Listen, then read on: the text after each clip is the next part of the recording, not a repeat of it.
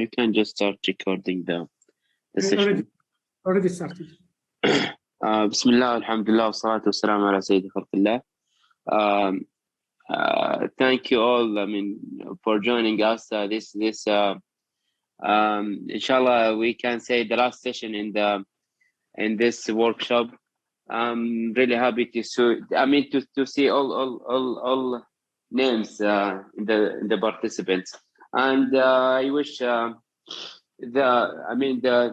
faculty members who still didn't join us, just try to call them or just remind them in the groups to join us quickly. Dr. Mohammed, you can start the lecture right now, and thank you so much for preparing these questions and every training session you have done for the last days. Thank you so much. Dr. Mohammed, barakallah fi, jazakumullah khair, everyone. Thank you for attending these 5 days training. May Allah subhanahu wa ta'ala reward, inshallah. Finally we get the full accreditation, inshallah. Actually, today the training session is to prepare for the question answer session. Just train us how to answer the questions. Okay. We sent in the group 2 files, one English file that contain 215 questions. You can practice them anytime. Another file that has been sent from Deanship of Quality, which is in Arabic, also another for the Arabic speakers. They can also practice that question. But today, we will have one slide talking about just reminding about something. Then we will start questions and answer session. These question and answer just to train us how to think, how to link the things, how to prepare for the answer, to see if we are ready or no. So please, your participation today is very important to judge ourselves, to evaluate ourselves. Either we need more training. All of us, maybe we will give wrong answer. The first time we will answer, maybe it will be, we will elaborate more, which is not needed. But this is to practice. So the success of today's session is your participation.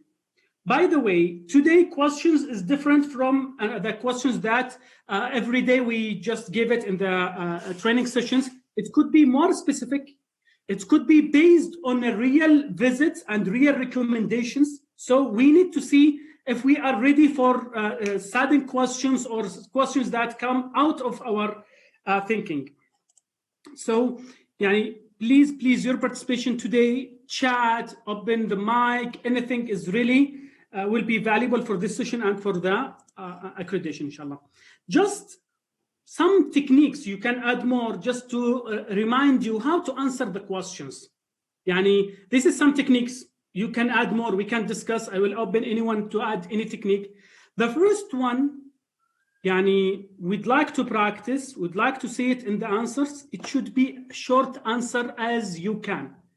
Unless he asks or the reviewer asks for more elaboration or more discussion. But we try to give our answer very short, because when we take more, they will take some things from our the things that we said, and they will give another questions was not prepared in his mind.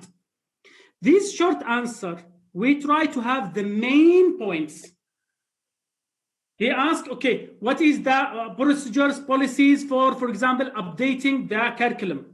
No need to elaborate. We have 1, 2, 3, 4, 5 main points, done. We try very simple answer, very quick answer. Unless he asks for more elaboration, that can done. So we try as much as we can to just have a short answer, because this is adjunctless. The second one, we have to think in the answer first before we answer. Maybe we can just keep for a while, 5 seconds or something like that, and then prepare for the main points that I would like to see to link, then we can answer. Maybe if he pick me directly, he asks, okay, who's the head of department? Who is the quality supervisor? If he pick me, So maybe I ask him to repeat the question. It doesn't matter, but I should not just say a direct answer without preparing the answer with the main points that we would like to answer. Other things, we'd like to link our answer to the main elements of the program. Yani we think always in the mission, in the program, in the learning outcomes, in the alignment, in the continuous improvement. Okay, all these things we try, course specification, course report, closing the loop, using also some of these words really helpful for helpful during the visit, because reviewers, they would like to hear that, they see that, okay, this program is well prepared when they answer a common words that is used, like closing the loop, continuous improvement, alignment. So this is very important. We have also to remember that the main target of the program, even if the visit, we will read it in their reports, the main target, the main purpose of their visit also, to make sure that if the program achieves the program mission and goals. So this is our target in the program. The reviewer's target to check either we achieve it or no. So sometimes, but not necessary to include it, no. But we have to think it. Finally, if they ask us about something, about planning in the future, so we have to link it with the mission and the goals. What is the final end we'd like to achieve, program mission and goals. So program mission and goals is important things to be in your consideration, but don't understand from my, now when I'm saying that, to insert program mission and goals and everything, no. If they are asking you, okay, how you see the program after 5 years? So I'm linking directly with the mission, with the goals. What you would like to achieve after 5 years? I would like to achieve the mission. So thinking in that way should be clear that the program mission and goals is very important concepts during the visit and during our work. We tried, when we talk, we said this is last in first day, and we remember continuous improvement concept is very important. If we can show them that we have a continuous improvement, we said continuous improvement, not only in the mission, not only in the learning outcomes, not only in the course, it's in every practice. So in any case that we can show them, because this is very important, the visit and these interviews are to find really there is a good practices is there to make sure triangulation, as we said, maybe something we didn't write it in the SSR. So if we can to show them that we have a continuous improvement in each practice, in research, in community planning, in the learning outcomes and everything, continuous improvement in every aspect. So if we can, in our answer when needed, to show them, not necessary to say continuous improvement, but to share there is planning, there is a policy, there is a procedures, there is implementation, there is assessment, there is enhancement. Give it in any word that you'd like, in any concepts, but our answer should show that policies, procedures, planning, implementation, assessment, measurement, enhancement. This is a continuous improvement. Also, if we'd like to include the alignment, we have to think in the alignment. Alignment could be in many things, and ask you how to achieve the mission, how to achieve the goals, how to achieve something. Alignment is important concept, and we talk about alignment many more. So we have to think that alignment, and to show that there is alignment between procedures, policies, different elements, alignment between mission, goals, graduate attributes, learning outcomes, curriculum, courses, CLOs, content, teaching strategies, assessment strategies. Always there is alignment. So we should include alignment when needed, based on the answer, based on the question. So, but we have to remember also that alignment is very important things. Triangulation, as we said, for example, I think one of the answers yesterday, many answers actually, but just it was clear. I think Akram or someone answered, it was identical was what is written in the SSR. So he will try, even if, for example, Akram, when he answered, he tried to triangulate exactly what was written at that time. So this is very good things. Dr. Hani أرسل لي الملف. I forget the file. Inshallah, Doctor. I send many files. This one I would like not anyone. Actually, I didn't send this file before for one reason. I don't want anyone to expect the question before I give it. So it's up to you. You would like me to send? I will send this file for sure, but after the session, because this session depends on just suddenly questions come. So what do you think, brothers?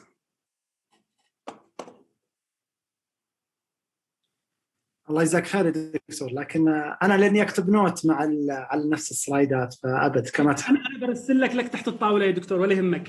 الله يجزاك. لكن انا ما رسلته عمدا اليوم لانه اريد الاسئله تاتي فجاه. طيب جزاك الله خير. خلص دي بس الان وحرسل لك ان شاء الله. Okay, so triangulation, if يعني you try to what is written in the SSR and our answer يعني reflect what is written there, what is there in the website, these things is good things to say in the triangulation.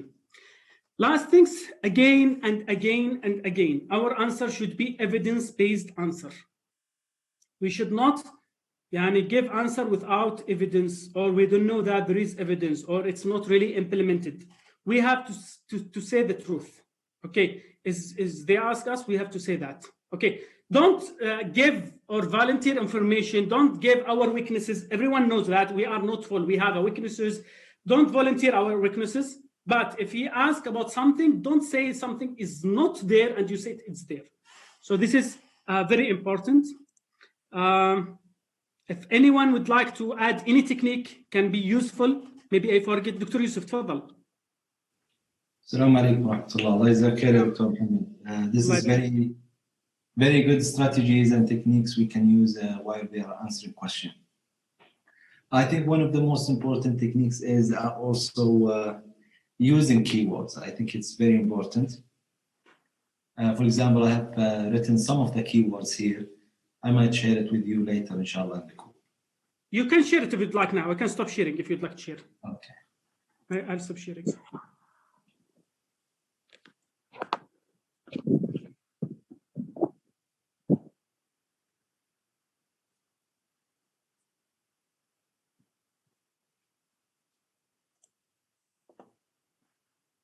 So here's some of the keywords I've been writing while I was reviewing. So for example, we see here the society needs community service, labor market, workers, graduates, alignments, consistent with advisory board, NCAAA, which is the National Qualification Framework. Also the NCAAA Mission 2030 Vision, National Transformation Plan, mapping, peer laws, CA laws, KPIs achievement.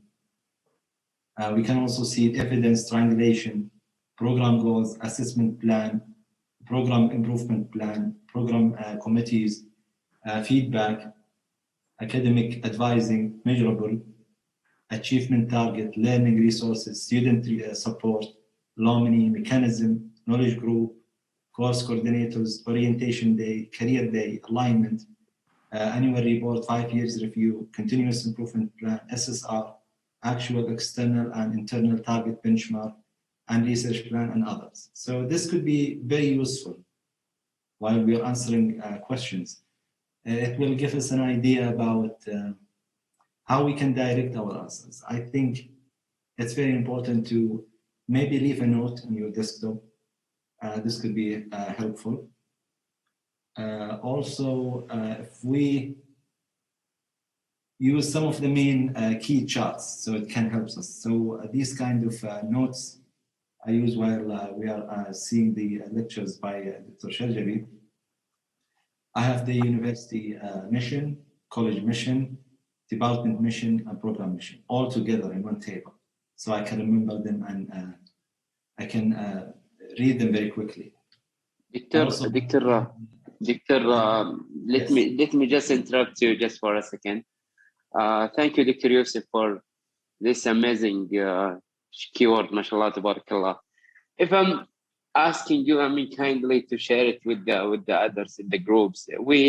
I think this is one of the most powerful, I mean, keywords we can use it, and each of us, I mean, I think must read and need this for the final review. If you can allow us to use this document and share it with us. Thank you, Doctor. Share it, inshallah. So as I said, goals, I put them all together in one table. I also have the objectives, the graduate attributes for the program, and also for the university. We can see the old and the updated. It's better we say current plan. It's better than we say old. Or we use the updated plan. It's better than using the new plan. The SLOs as well for the project and research. I also keep the course specification here as a link, so I can go to them very quickly if they ask any question. It's very important also to have your the main domains that we are focusing on, which is for the SEC, knowledge, skills, values for the current and updated plan, in case they ask any question. We can also have some definitions of the knowledge and skills, competencies. What are they actually? They ask us. I have here some important notes, for example, for our credit hours for the current and updated plans. I have here for the ABIT and NCAAA important dates, so I can remember them very quickly. Peer laws as well. I will have the chart. It's very important when we are answering questions to think about a framework. So, for example, thinking about the planning and then implementation, and then the follow-up, and at the end, the evaluating. So these are some of the notes. I will share it definitely. I have also extracted some of the most important diagrams from the SSR.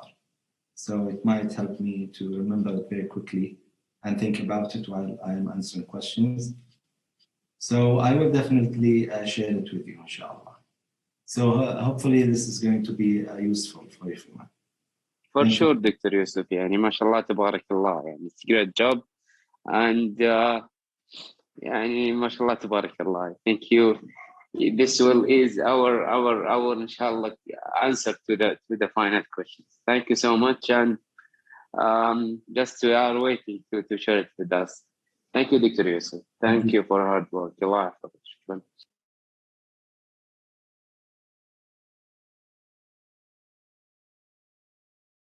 دكتور يوسف. طيب معلش صوتي مسموع الله يسلمكم. نعم. أكيد. لأنه كان معلق. طيب جزاك الله خير دكتور يوسف الله يبارك فيك يعني ما شاء الله تبارك الله مجهود أكثر من رائع الله يبارك فيك دكتور. Anyone else would like to add any techniques or anything that he think that it will make our answers more accurate, more useful?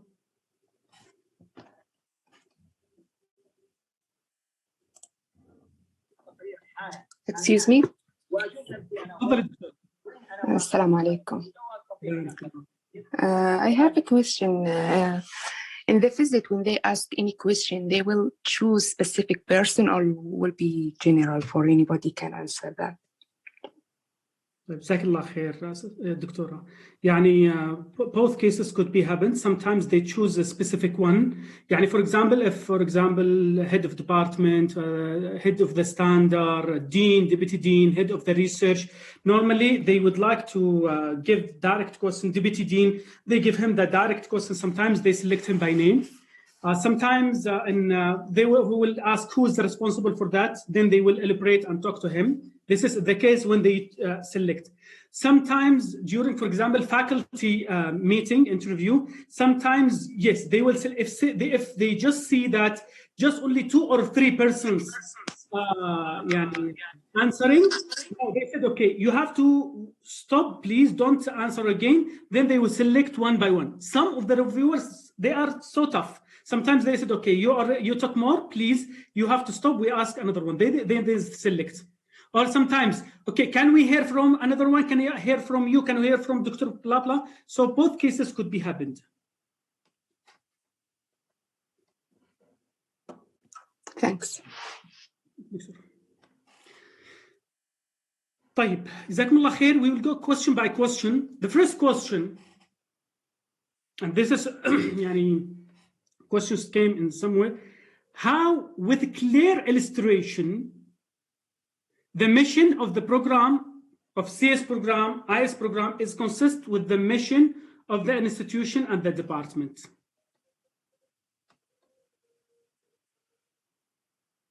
So, يعني, I'm expecting the answer from Standard 1 committee and the persons who will attend session 1 more than others.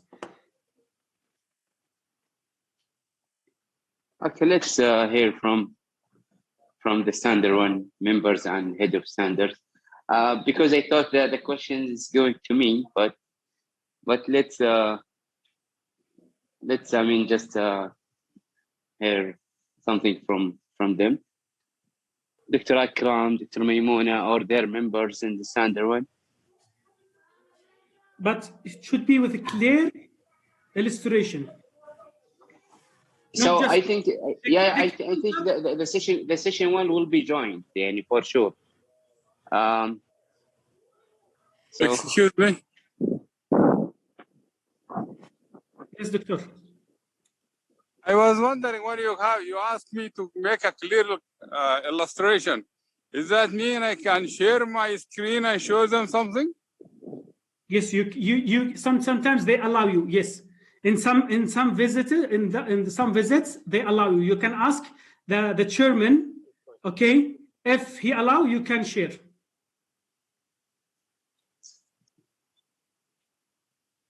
Dr. Akram, Dr. Maimuna, you have the answer. Yes.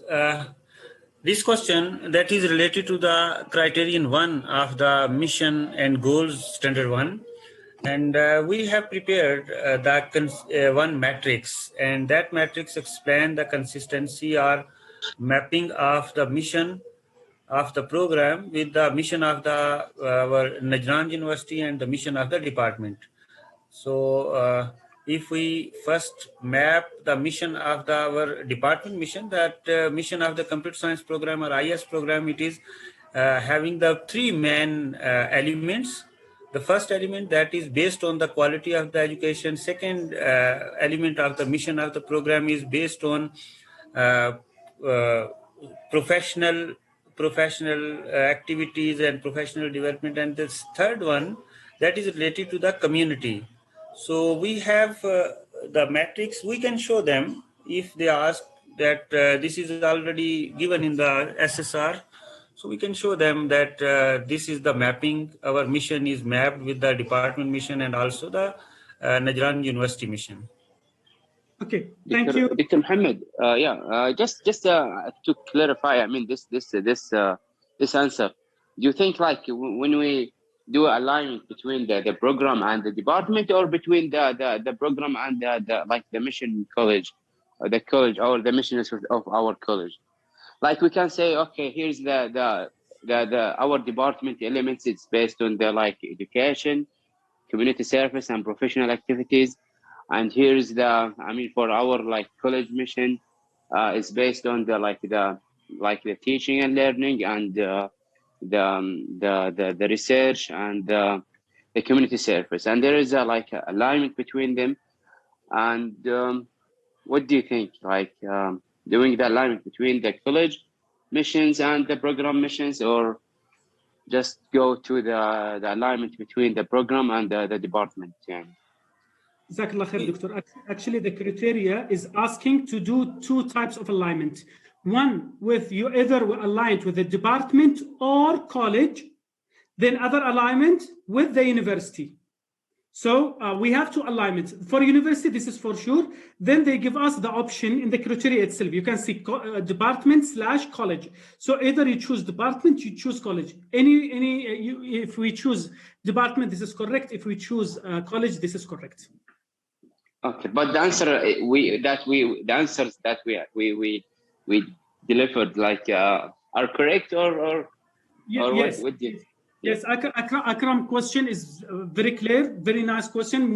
Because he asked for illustration. So this is, but if no illustration, just we see the alignment, blah, blah, blah. But so I have a question, but Yeah, go ahead, sorry. I have another question, but not for Akram. خلاص, maybe the reviewers will say that would say like that. As a panel, a review panel, we noticed that your mission of the program was not aligned with the all elements of the university mission. Could you please clarify why this happened? Head of departments can answer these questions, or maybe like I know the answer, but Dr. Yusuf, Dr. Abdullah, Dr. Mr. Repeat the question. Yes. We noticed that your program mission was not aligned to all the elements of the university mission. There is some university mission element was not aligned to your program, was not reflected in your program mission. Okay. Why you didn't reflect all the university mission elements to your program? Okay. We believe that we have reflected the most important aspects of the program, and we also consider the level of our students. So, for example, we didn't consider the research, which is something a part of it, because undergraduate students are not supposed to be in a research-based level. And also, we have received also from the university and also from the center of NCAAA that undergraduate students are not supposed to be very professional in research. So that's one aspect.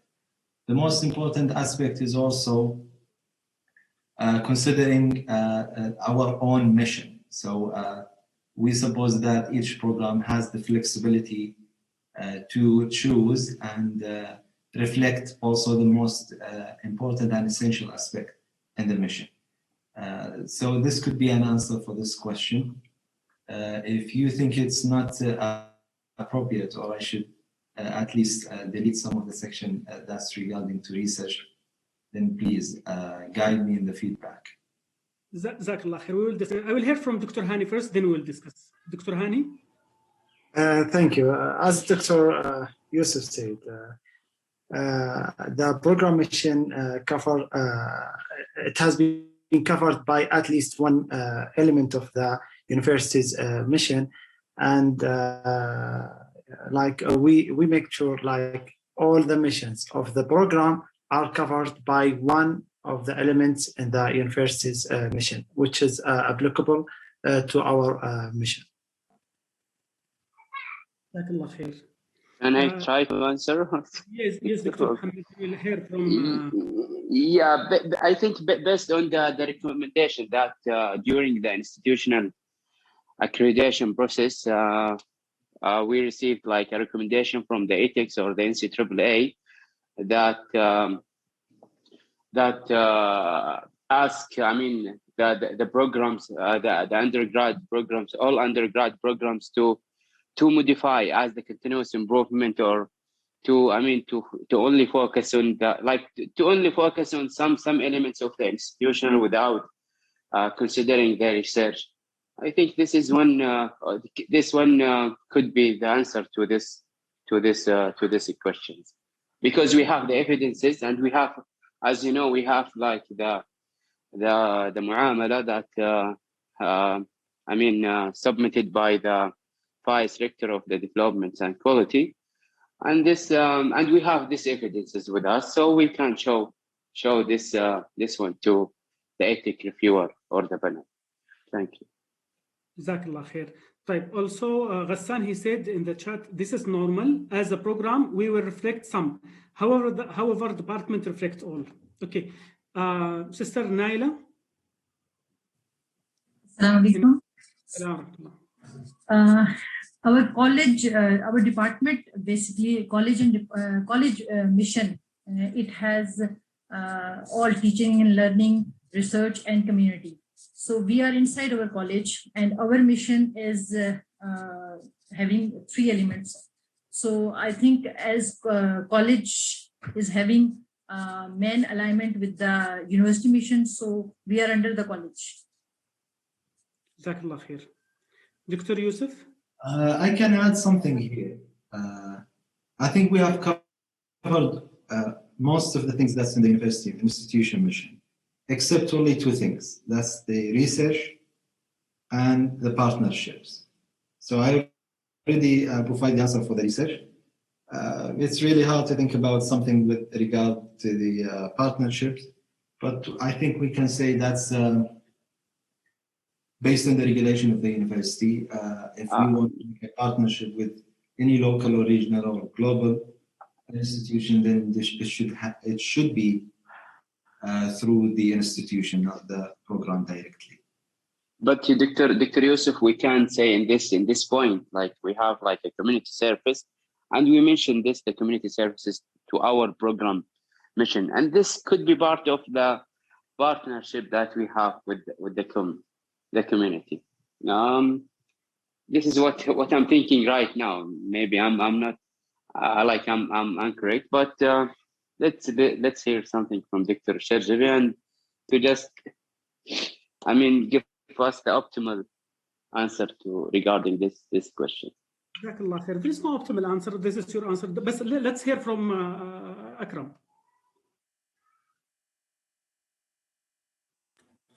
Yes. If we see the mission of the Najran University, and there are many colleges under the Najran University, and it's normal practice that it is not the responsibility of only one program inside one college that will fulfill all the required, will cover all the components of the mission of Najran University. So it also based on the level of our program. Our program is a bachelor level course, and main thing that is missing in the mission of the CS program, that is research. And we did not have graduates, masters and PhD programs. So this is part of our college mission.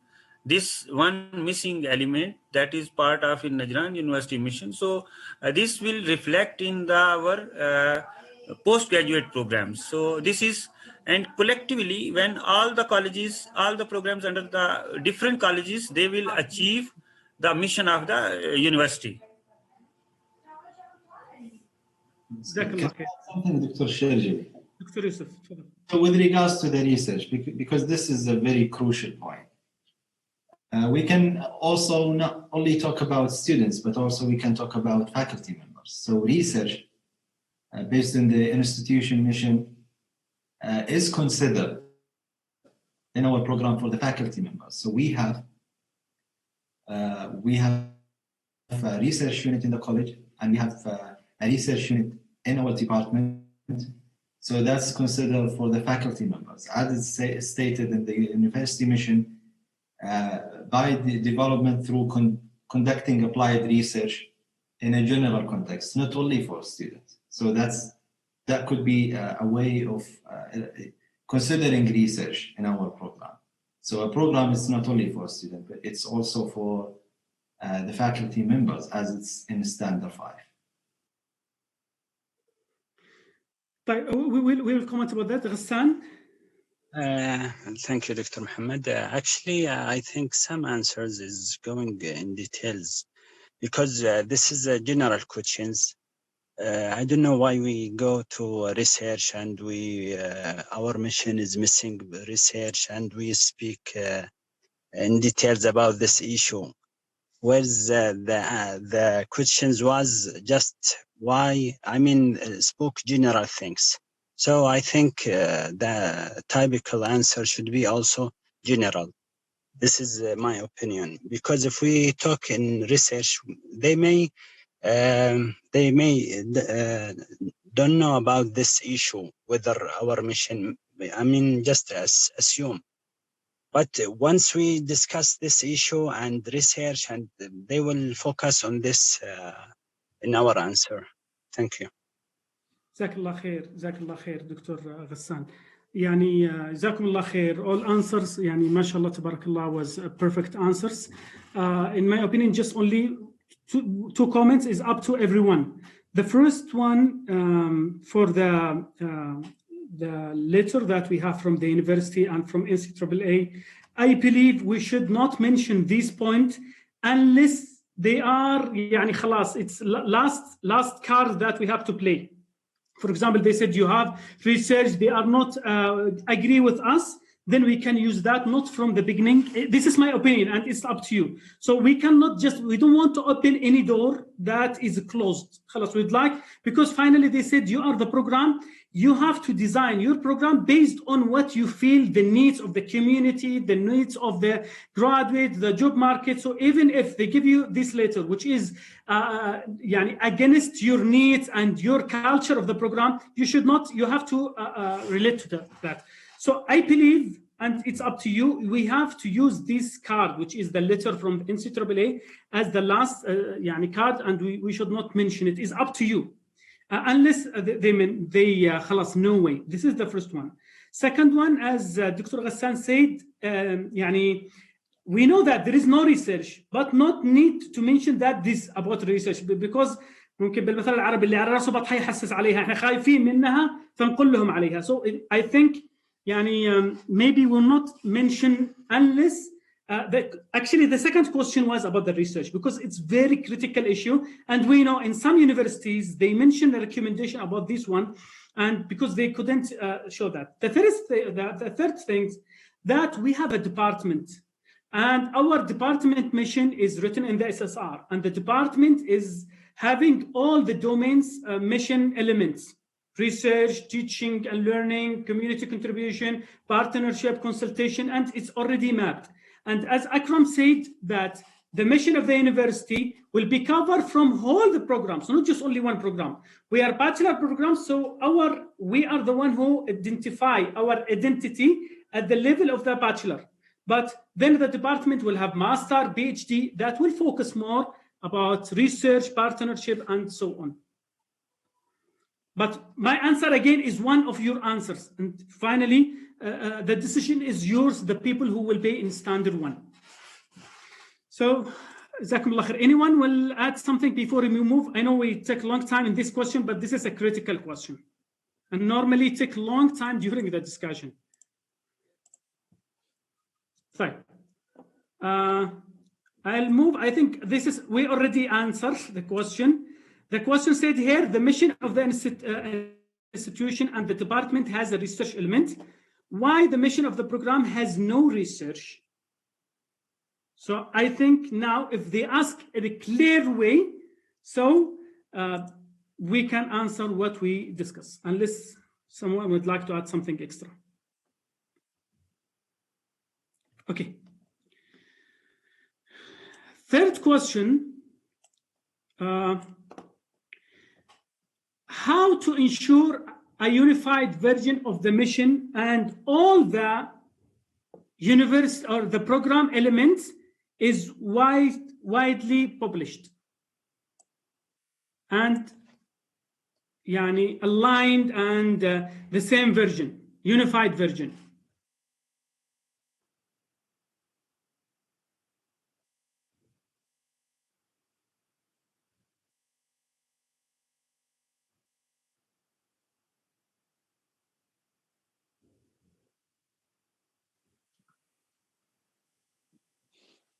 Dr. Mohammed, I think to be achieved after 5 or 4 years.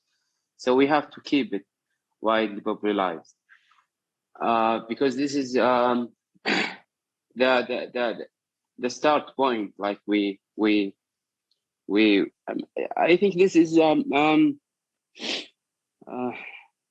think this is a hard question, but can I answer? Yeah, go ahead. I would say, in terms of the mission, first of all, we should have our clear mechanism to review or to develop or to design our mission. It should be also consistent with the institution mission. It should also go through all the procedures to approve it, and also it should go through all the channels that's in the program or in the college to be approved. The other thing is we need to make sure that it's going through all the formal channels in the college. For example, Twitter, using emails. It should be public also in our building, for example, in the campus. Should be used everywhere. Also, it should be used in the handbook for students. So having the unified version should go through all of these steps for the mechanism, procedures, and for formal channels. جزاك الله خير دكتور يوسف. Sister Naila.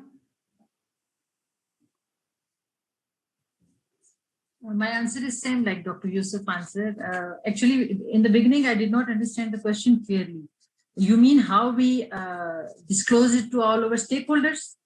Exactly, and unified version. It means that the handbook is version, in the SSR is version, in the website is version, in the corridors is version. How you make sure that is unified, the version is published?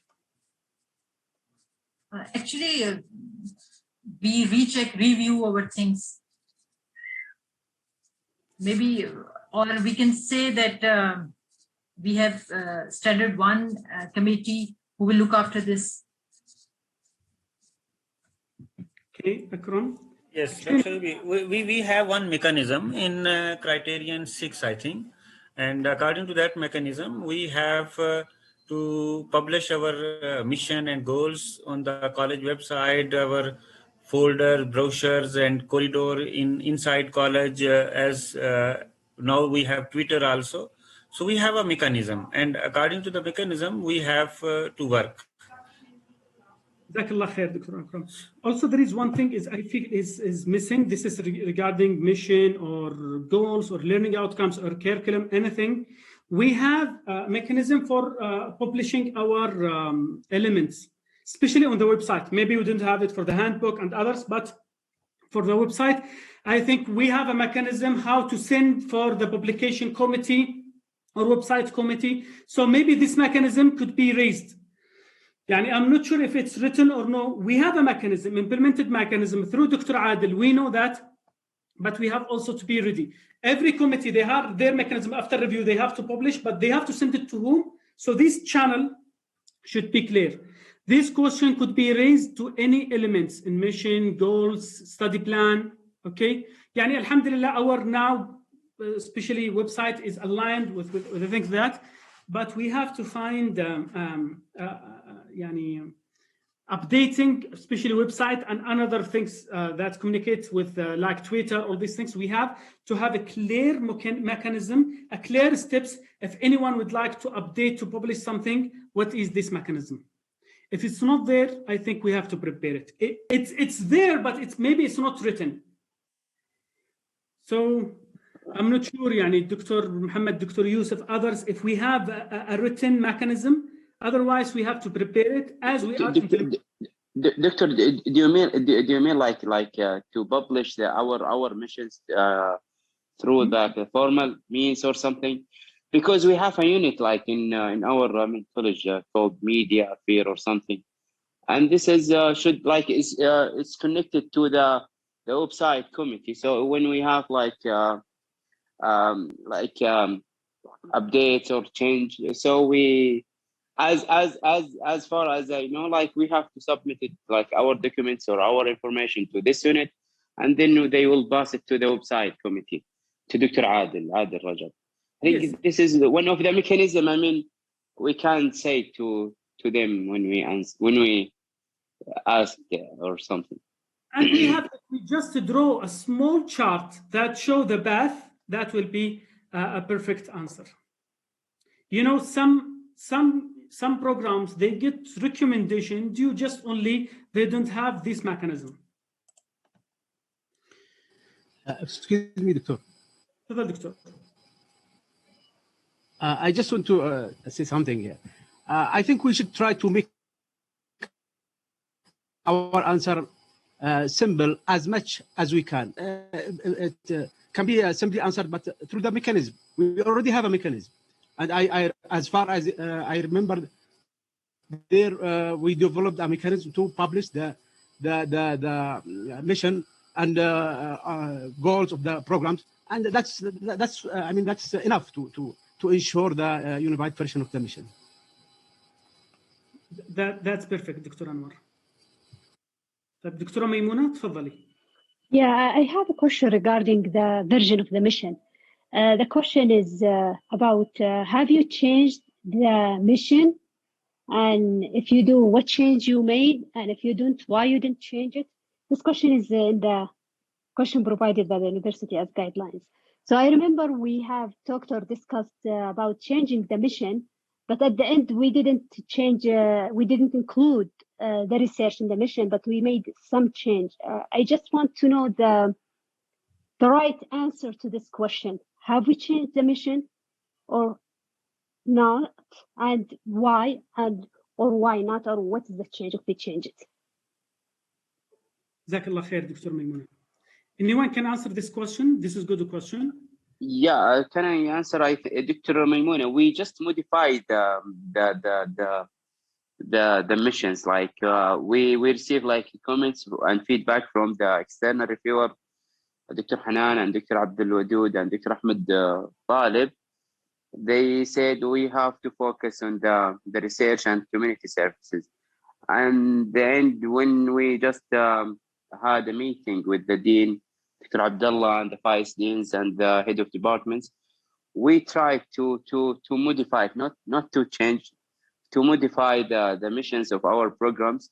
But do you think, Dr. Mohammed, this is, I mean, the good answer, or the good like we this is the things that I know, like when we modify the missions. Yes, but yeah. Well, I think we don't have to go into these details. Yes. Yes. Yeah. Yes, we have two versions of the mission. The first version was applicable from 2011 to 2019, based on the critical assessment and critical review of the mission that we start updating after 5 years. Okay, reviewing the mission, we come up at the 2019 based on the stakeholders' opinion, based on the needs of the community, based on the 2030 vision, Saudi Arabia 2030 vision, based on the National Transmission Program. All these things has been, we revised the mission in 2019, and the version now is the second version. I believe not their independent opinion, because in the SSR, yeah. By the way, everyone, please, we reject the comments of the reviewer regarding updating the mission. Just to be clear, why? Because they said you have just to change without consulting your stakeholders, which I believe was a big problem, and we didn't accept to add the research. We modify in some wording, but we reject their comments. So as I understand from you, Dr. Mohammed, now the mission has not changed, hasn't been changed. Has been changed, updated in 2019. Yeah, I mean since 2020, after the reviewer. The independent opinion. We changed some wording, but we no need to mention this, we changed some wording. So it's just updated in 2019, and that's it.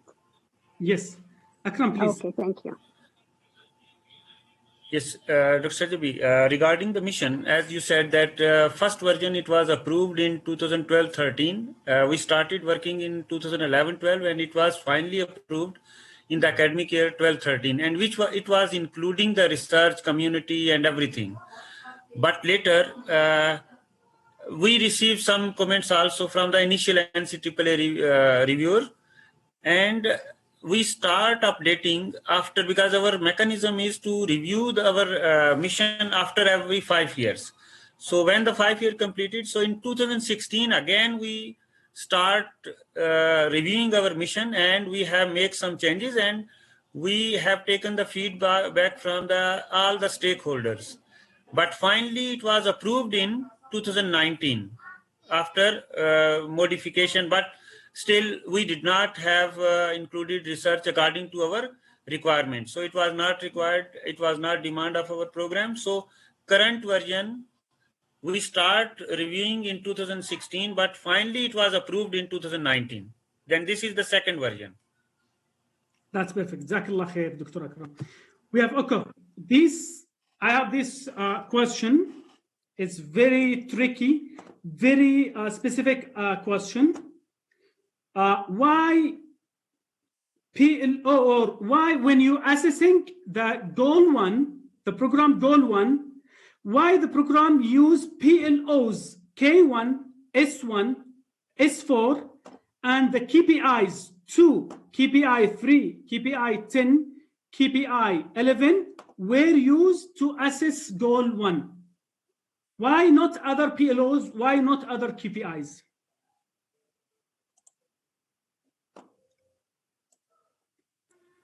Dr. Shajabi, can I answer or someone else? It will be good if someone else. Yes, please. Okay, we'll leave the answer to another, because to be honest, I know the answer.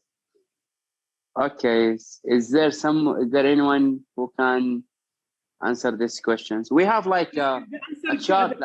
Yeah. Did you remember, Dr. Mohammed? We have a chart like for here's the missions, here's our goals, and here is our like PLOs, and here is like the KPIs related to this one. So when we just if we know that, yeah, go ahead. Mohammed, thank you so much. We need to know something about the technique also of answering the questions. Now we have a very specific question like this, and if we say something to the reviewers, could you give us a few seconds so I can bring up my notes, for example, or go back to the SSR so I can remember what is the KPI STEM, for example, because it doesn't seem very easy to remember all of them. Is it a bad indication if I do something like we can like if like Dr. Akram or Dr. Maimouna or the head of departments or even Dr. Alshargabi and me like know the answer, he can go ahead or she can go ahead and answer the questions. Like if they didn't, I mean, just specify the person who will answer the questions. But I think based on the did you remember? I know if you remember, like we have like a graph or a chart created by Dr. Akram. He bought the missions on the top, and then he just lists the goals and then the BLOs, which BLOs related to these goals, and the BLOs and the KPIs support this goal, and this goal will support our missions. I think, I'm not sure if Dr. Mohammed this is the answer, but this is what I just I think this is the answer, I mean, for this questions. Well, This me and Dr. Alshargabi this morning, this question specifically. And for me, I had to go back to the PLOs and the KPIs because we have so many KPIs, 17, just to make sure that every PLOs is related to the KPIs. Alhamdulillah, everything is related and aligned with each KPIs, but still, I don't think it's enough for me, at least, to remember all of them very quickly. I don't know. Excuse me, may I add something here? I think we can answer this question by common sense and by common knowledge. I mean, we don't have to go to the articulation of those PLOs or to the KPIs. Simply because we have assessment plan to assess the goals, and in this assessment plan, of course, suitable PLOs and KPI are used as a performance indicator to assess those goals. Yeah, that's a good answer. But if they go deeply, for example, we found that the life long knowledge and the program goal, we found it a little bit tricky to be related to the KPIs because the KPIs was related to the research, the citation. It was linked, but it's not. It wasn't linked in a very consistent way. So they might ask a question like this just to know why specific KPIs was linked with the, for example, program goals. Okay, I have an idea, but just let's listen from Saira. Then I have an idea, because the questions, sometimes it will be general question, and sometimes they will be very specific questions with examples. You know, sometimes the reviewers we found, as you said, Dr. Yusuf. Okay, we found that your lifelong learning, for example, the goals was mapped with 1, 2, 3. Why? So sometimes they need specific answer. I have an idea. Let's listen first from Saira. Assalamu alaikum, Doctor. I think the KPIs that I'm telling this on the KPI point of view. The KPIs that is mentioned here, 2, 3, and 10 and 11. This is regarding the student satisfaction level. This is regarding the students. So I believe that this KPI are connected to a particular goal in the program, which is directly linked with the students' concerns, like knowledge. Because K1, S1, S4, these are all based on knowledge and skills. So I think even these KPIs are related to the students. So it is connected to the goal number 1. I think this should be based on students' goal 1, as far as I remember. Students learning. Yes, Jazakallah khair, Sister Saira. What I believe, because the questions like that is expected to find during the review, not always the questions should be direct questions or general questions. Sometimes it's indirect, tricky, or specific like that, different types of questions. What I believe, as a session, we have to work as a team together. We have to play a game together. So maybe the first answer should be general, as Dr. Anwar said, or Sister said. At that time, as Dr. Yusuf, the documents that Dr. Yusuf prepared, today in the morning, when this question was raised, just take us, I think, Doctor, less than 30 seconds just for this one. Actually, we align everything. But because it was already prepared, I think it took from us less than 1 minute, Dr. Yusuf, to answer the question, right? So what I believe, if that one... Sorry for interrupting you.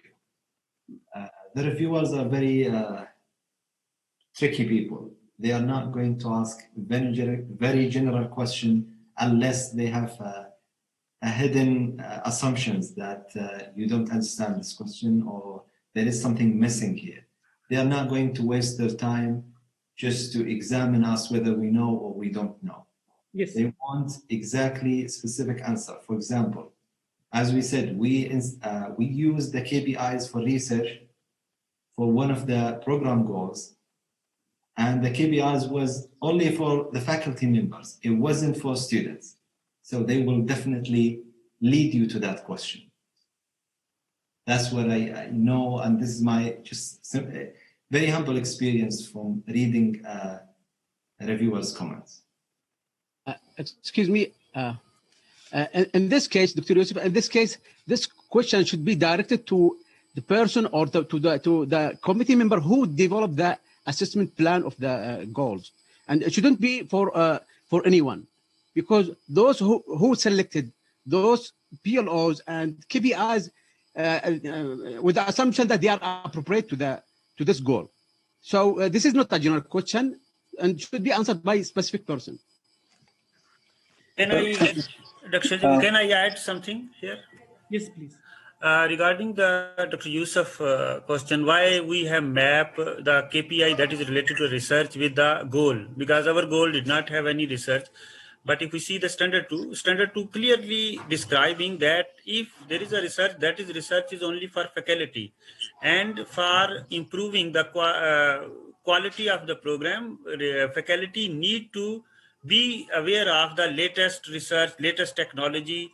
So that's why if this is mapped with any goal, that is the reason. That is not for students. And also the mapping, the general question, if there is a general question to anyone, the mapping is mainly based on the contents, what is addressed in goal And let's suppose if goal number 1, if it is mapped with the K1, this PLO, this goal can be mapped with some other PLOs, but we have to find out the strong relationship. And strong relationship, it was with K1 and S1 and S4. So this depend on the contents. We are not mean to map with everyone. We can do. And if Dr. Jabi, if you remember, we first version when we prepare, we map with many KPIs, but laterally we updated. We updated with a strong relationship. Doctor, can I add something to answer this question? Yes, please. I think this is, in my opinion, like the best answer to these questions, because I think this is, I mean, the KPIs number 2 and 3 and 10 and 11 are focusing on the students, like assessment 2, like the programs. And our first, the first goal of this our program is to enhance the students' computing capabilities, acquiring knowledge and concepts of computer science or the information system. And these such of KPIs like number 2, 3, 10, 11 are focusing on the students. And the below number K1 and S1 and S4 also focusing on the students themselves.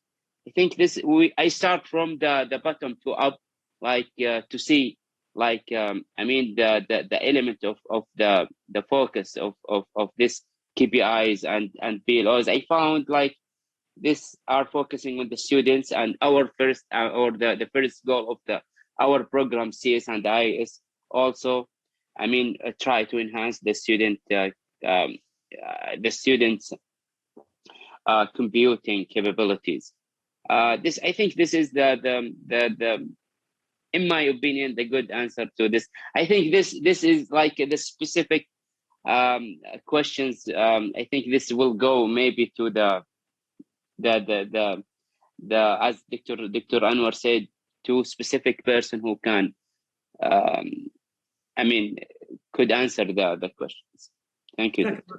Jazakallah khair, Doctor. So we can conclude that yes, these type of questions, this is a very specific questions, is not general questions. So we have to think that these questions should be tried to be answered by the specific people. For example, this question should be answered by either one of 3, either the head of department or coordinator, either head of standard 1 or head of assessment committee. Yani, these 3 people, if he asks any one of them, they must answer. Maybe he will select someone. One of these 3 people, if they didn't answer, it will be a little bit problem because others people may they not answer this question. But general questions or any answer, for example, about teaching and learning, assessment in the CLOs, blah, blah, blah. Also, we have to think to play as a team. So we have to find the mechanism how to be a team. We have something to be there. Right, Jazakumullah khair. This is very good discussion to be discussed. One thing to add here, Dr. Mohammed Alshargabi. I'm very sure they will not ask a question that's not related to the session. So we don't have to worry about this. They will ask you definitely. So if you read any question and you don't understand it and you don't know it, please don't say that it's not related to my standard. They will ask you something that's related to your session. It is related, but maybe we don't know or you don't know. So just wait for the head of standard.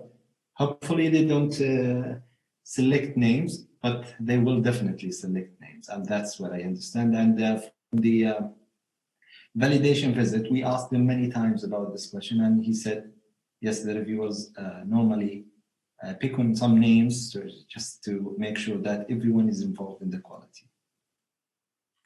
Dr. Alshargabi, let's suppose if this is a direct question, if someone is asking me about the facilities and resources, so I can give the general answer and then I can direct this question to the person who was actually responsible by giving this answer that according to my knowledge, we have enough facilities and resources, but actually I was not the member of that team. We have committees, different committees are working, so it is not important that I know everything. I can give general answer and direct to the person who was actually responsible. He can give the better answer.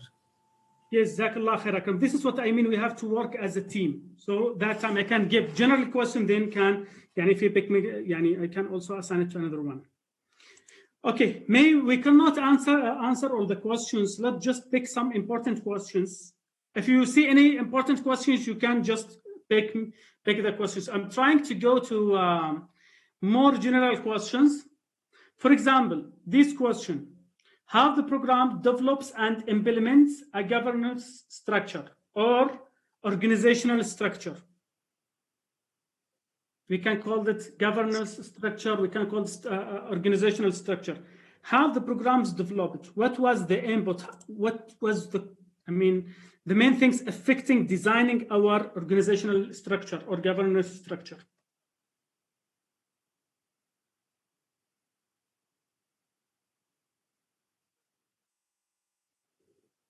تفضل دكتور هاني. Yeah, it's governed by the college council, department council, and also the units in the college and the heads of the units in the college. So mainly it's governed by the councils of the college, if I'm right or not. Jazakallah khair, Doctor. I like your answers, direct to the point, very short. تفضل دكتور يوسف.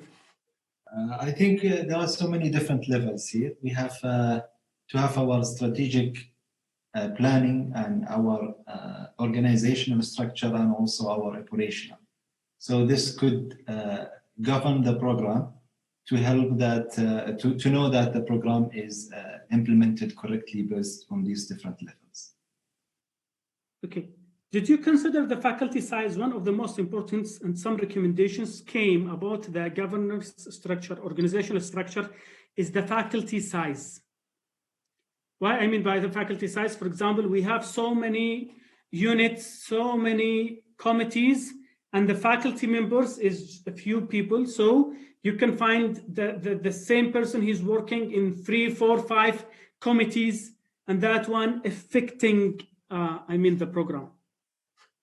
So also the faculty size, how many faculty that we have, how many expecting during the 5 years, that one also should be considered during our answer. Because normally why they ask this? Because they would like to see, is it reliable to your size as a program with your faculty member, administrative members, all these things. Okay.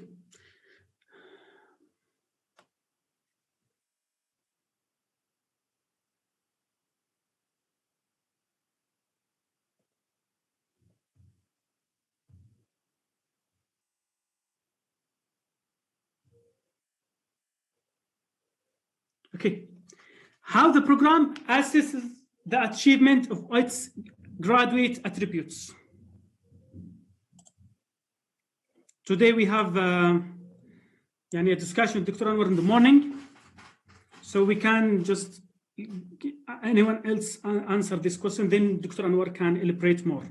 How the program assesses the achievement of the its graduate attributes. By the way, in chat, you can write how many graduate attributes for CS, how many graduate attributes for IS?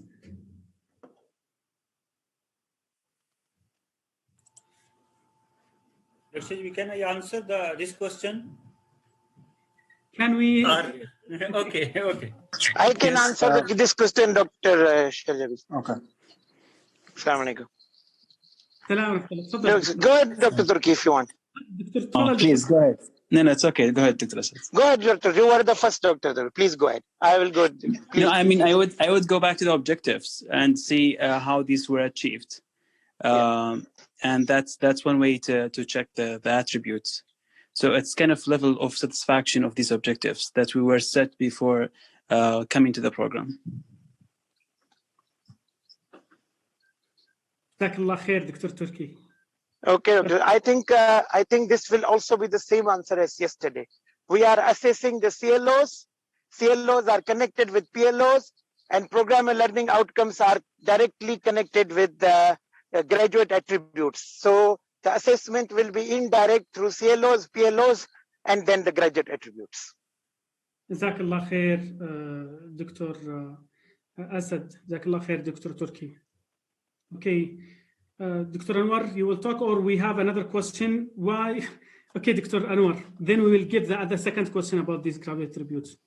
Yeah, it's okay. The answer is the answer. It is a general answer. I mean, that's because they are not involved in the developing the plan of the graduate attribute assessment. But actually, we have a plan or a mechanism to assess the graduate attribute, which is based also in the assessment of the program learning outcomes. And in this plan, for each graduate attribute, we assess it based on the result of a PLO assessment. Yes, Jazakallah khair, Dr. Anwar. Yes, this is correct, as so Dr. Asad said. But a question, your assessment plan, we noticed that as a panel, please, let me just talk as a panel. We noticed that as a panel, that you have assessment plan for the graduate attributes that started from the first semester 1920, and it's ended by the first semester 2021. So did you assess the graduate attributes?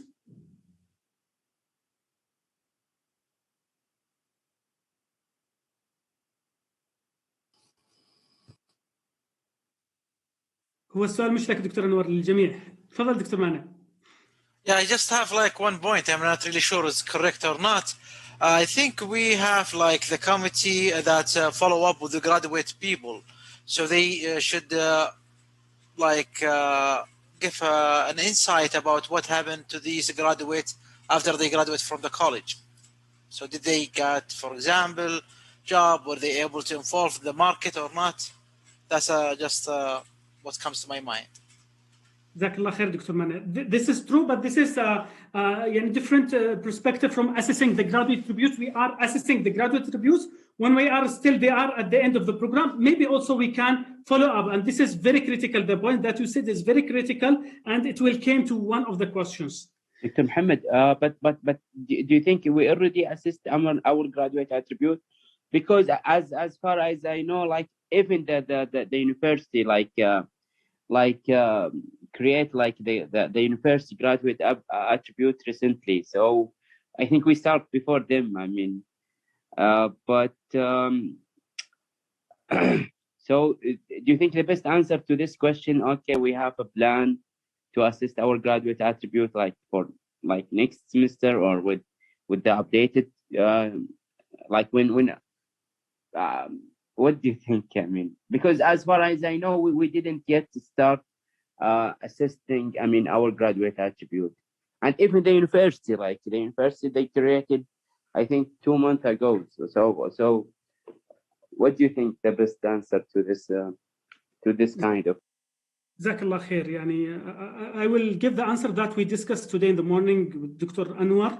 Actually, we have assessment plan, as Dr. Anwar said, we have assessment plan for the graduate attributes, but unfortunately, it was not implemented due to many factors. The first factor was this corona and this shifting to online, so was headache, work with this headache of this accreditation. This is the honest, it's not, we shouldn't say that to them, but it's not implemented. Okay. And also the assessment plan was a little bit complicated because it will repeat what we have to do in the program learning outcome.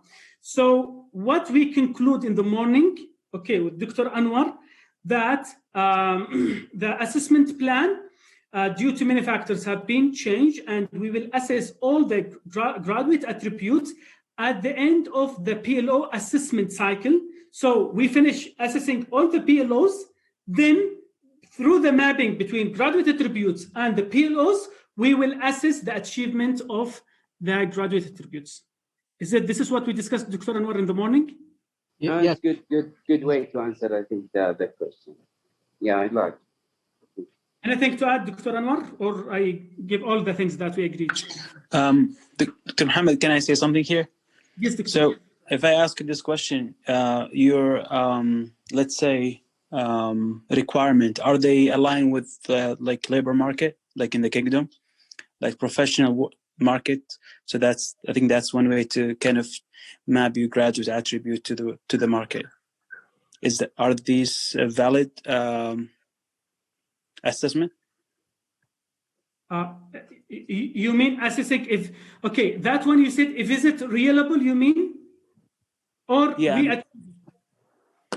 Okay, so let's say it's so you kind of take the requirement and you assess it, or you assess your student with any existing framework in the labor market.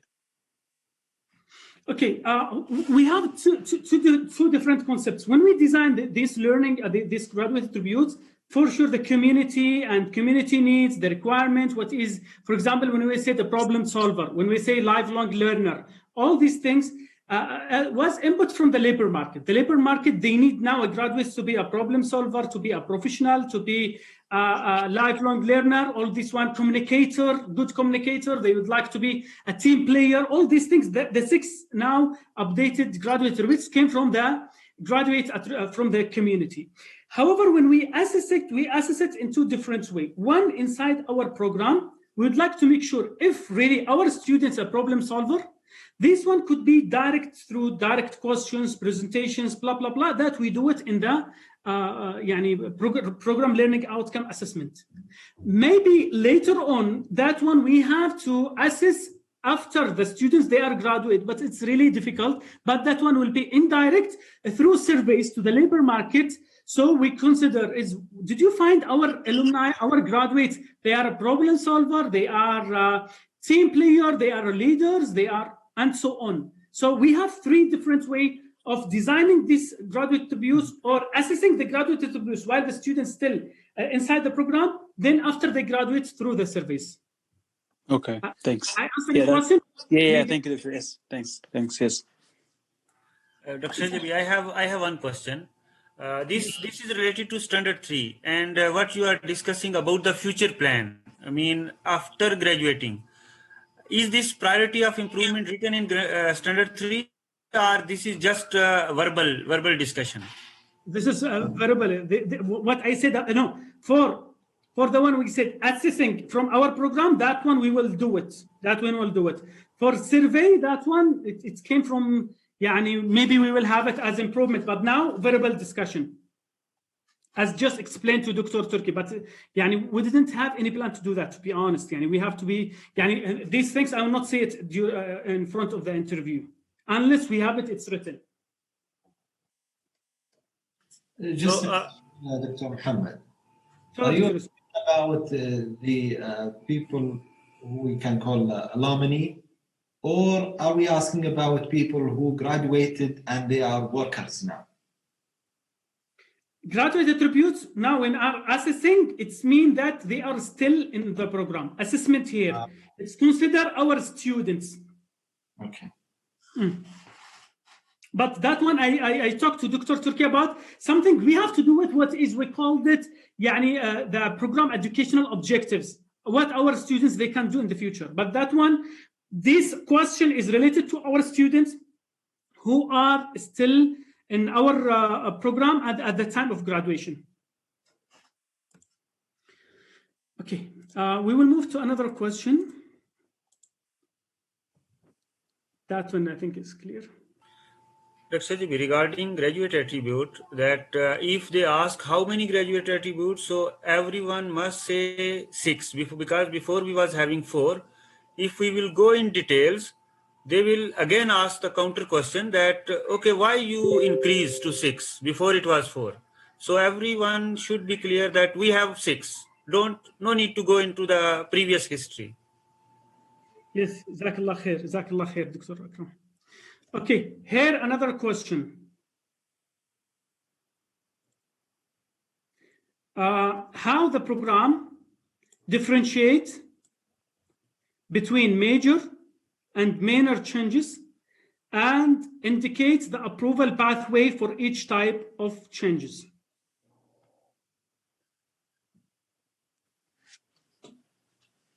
What do you mean by changes? Like we have to change it to update our curriculum. We update our courses.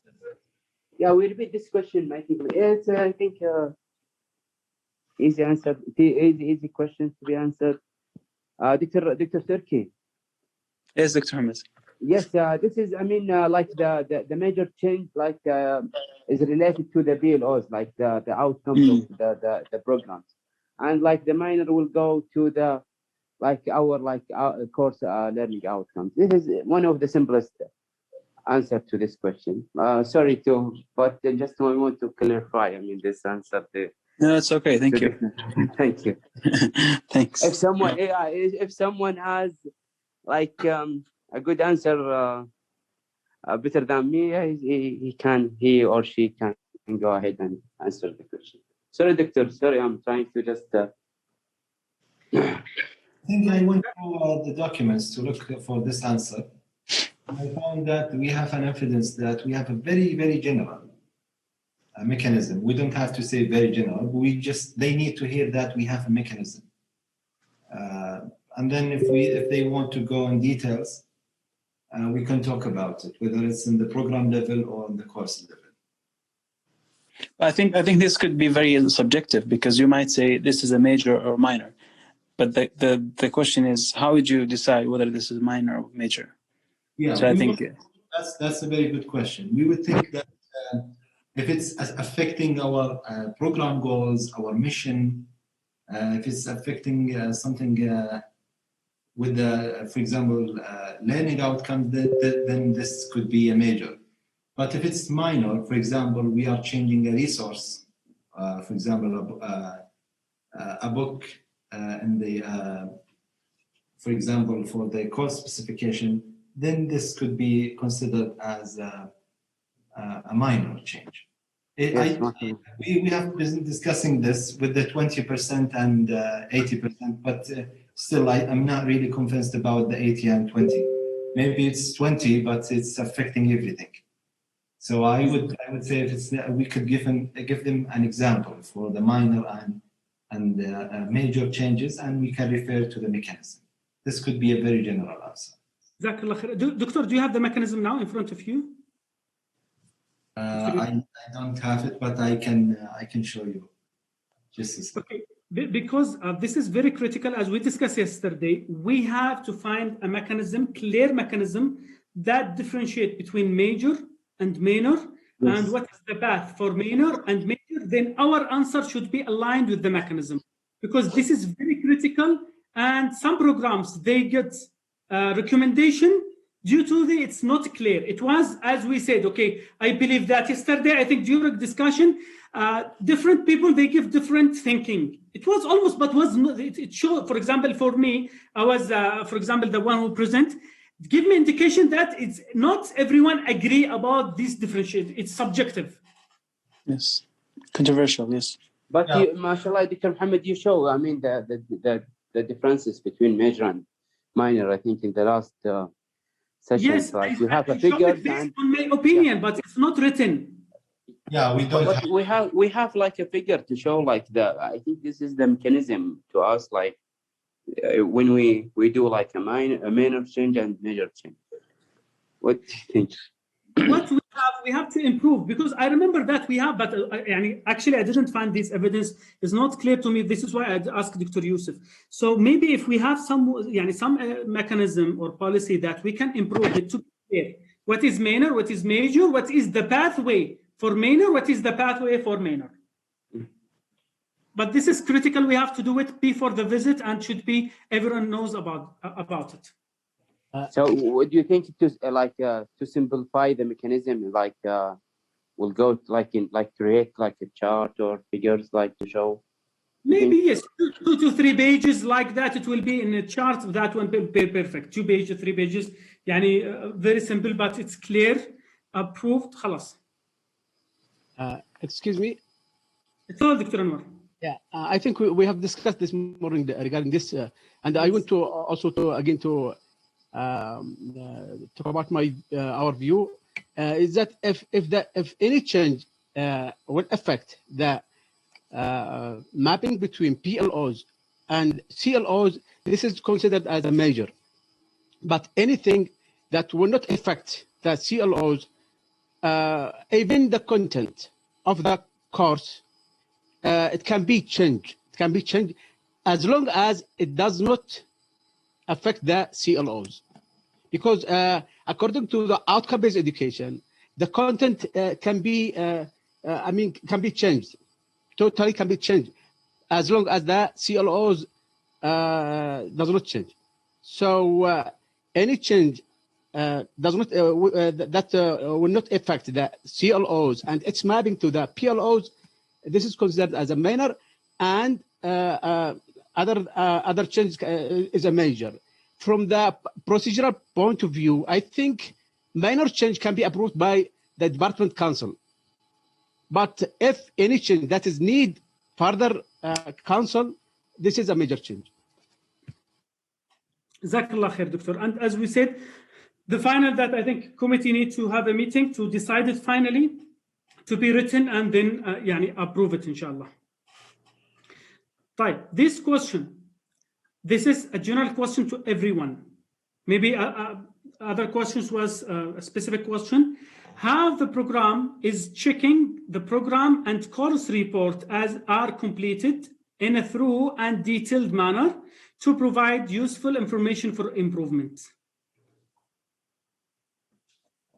Can we hear a new voices today? No? New voices, please. Because this could be in session for faculty session, other sessions. Or in the chat, you can also.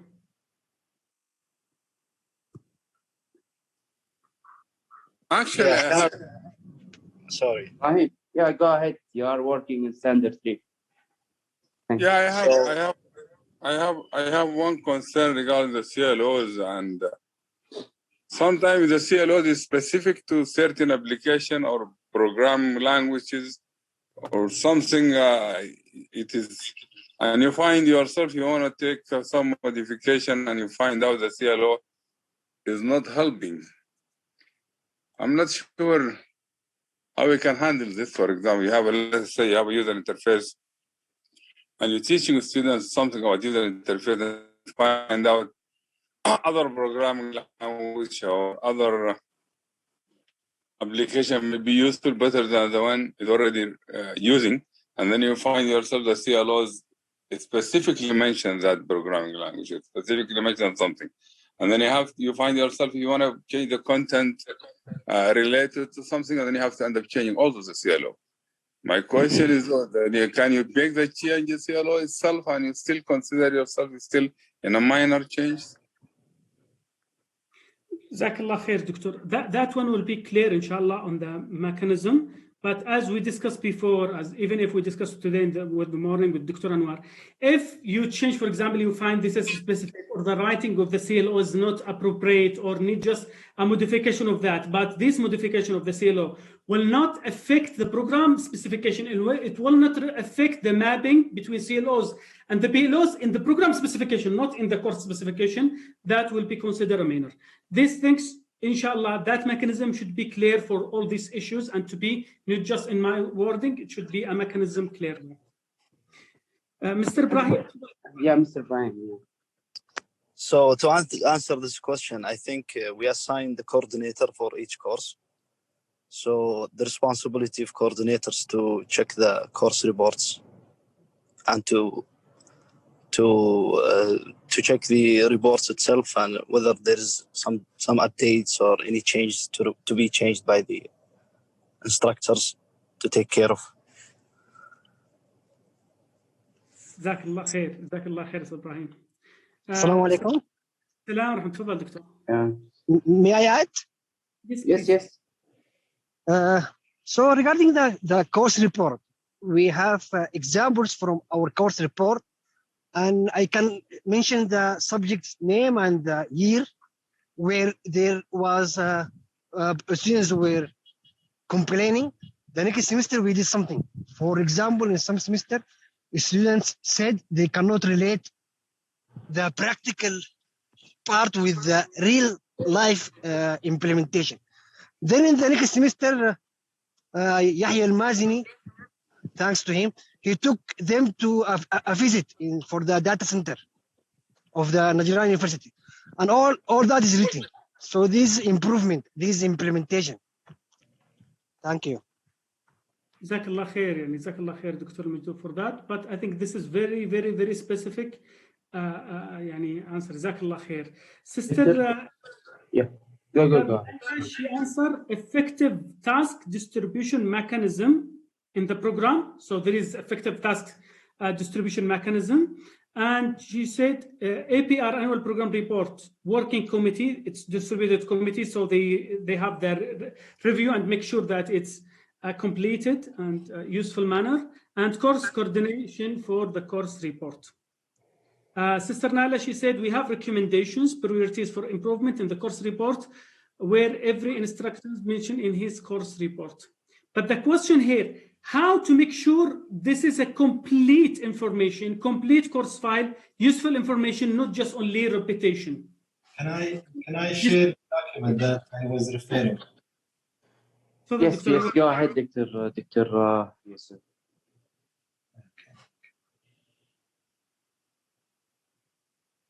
Okay, do you see my screen now? Yes. Okay, this is a mechanism to review the program goals, and we have also another document that's a mechanism to review the program mission. It's mentioning the minor modification and the major modification. So there is a mechanism. Of course, it's not a mechanism. As you see here, for the minor modification, it says includes simple and limited modifications such as clarifying certain words, grammatical mistake, typos. Major modification includes measurements such as updating the program goal statement. It has to go through the committees and the department council and others. And we see here another document that's mentioning following step to keep stakeholders informed about any changes. So if a major change is required to be taken on the mission, for example, this is for the mission, then the department must take an opinion, approval of. So we have a very general mechanism and we have an evidence for that, but of course it's not very specific. Yes, I think it's not enough. Yani if we just show like that, for sure we will get recommendation about that. This is what I believe. Yeah, just try to answer like simple question or use simple. I mean through the council, department council, or certain committees. So they will discuss the recommendation, the report, the course like report recommendation, and the program annual report recommendations, and try to complete or to like rise a muamala, submitted the or assign the task to another one to complete this recommendations. I think this is one of the simplest way to answer the questions. You mean this question, Dr. Mohammed? Yeah. Yes. Exactly. Through the council, the department council, and certain committees, or when they have to check. I mean, the course report recommendations and the annual report recommendation when they are done. Yes, exactly. Okay, for Dr. Yusuf, I think now it's necessary for us to work in the mechanism to define the minor and major and everything, not just only in the mission, and to be clear. For this answer, as you said, it's clear that we have a course coordinator that check everything inside it. Then we have to another mechanisms committee or a person that checking the course file, like Brother Faiz in IS, Brother Usaid in IS. Also, we have another people responsible for annual program reports and the committees. Again, it will be discussed in the department council. So, we can mention these things. Okay, this is another general, specific question. This is, I'm assuming, we notice that the course XX specific course is using the same recommendation plan in the provided course reports. Could you please explain the reasons? And this is expected. We have the same course, this course, 2 different years, they are using the same recommendation plan. what will be the answer?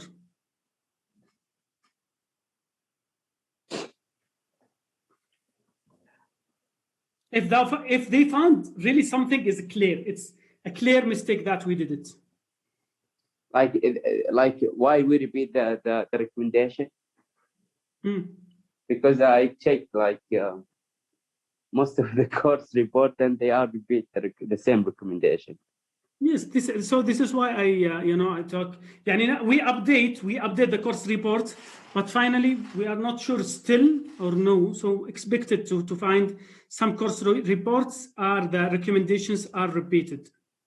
So I think this could be justified by saying that there is no improvement. We didn't have noticed any improvement, so we need to repeat again the same action plan, but using different strategies. Can I share something, Dr. Mohammed? I will stop sharing. Yes, please. No. I'll share some thoughts. Not. Sorry.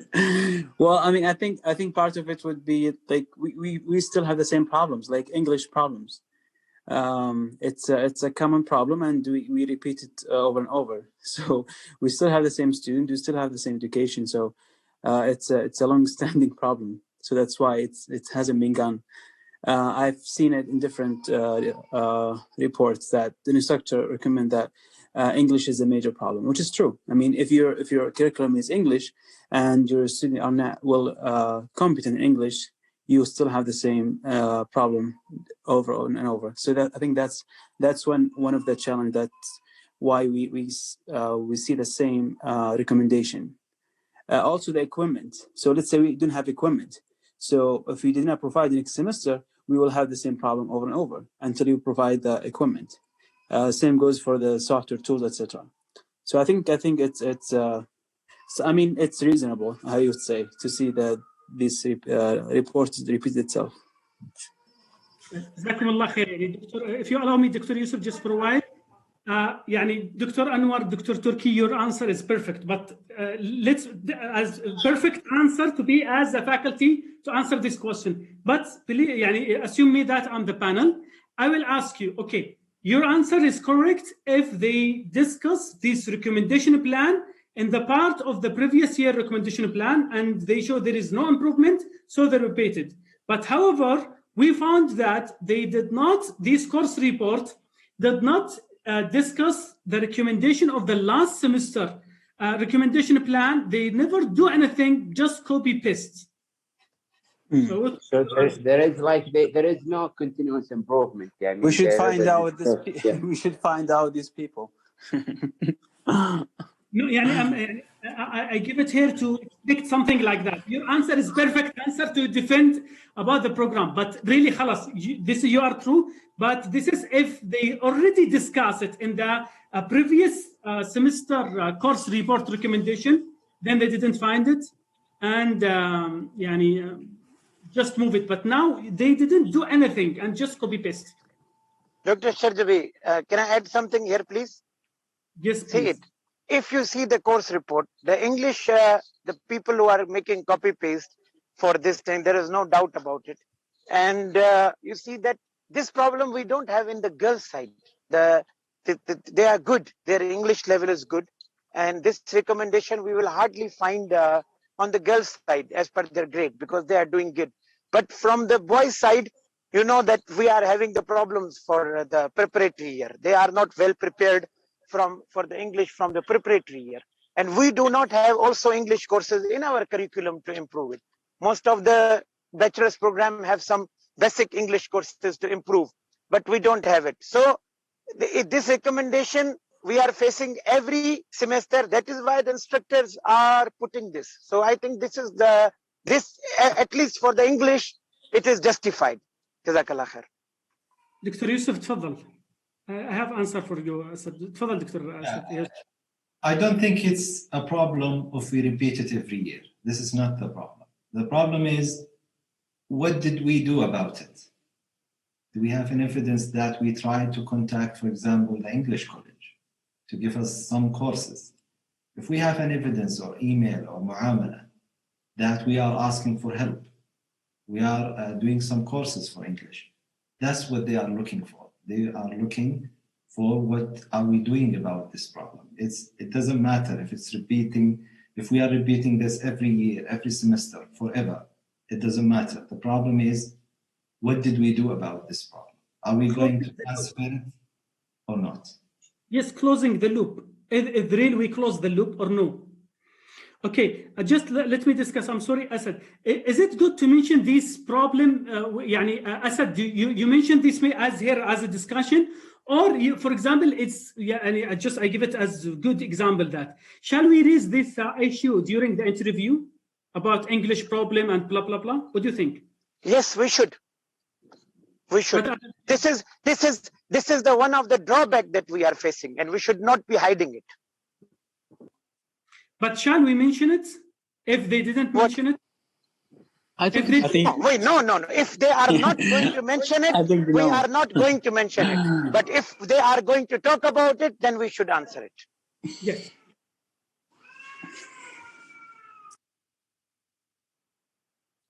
Okay.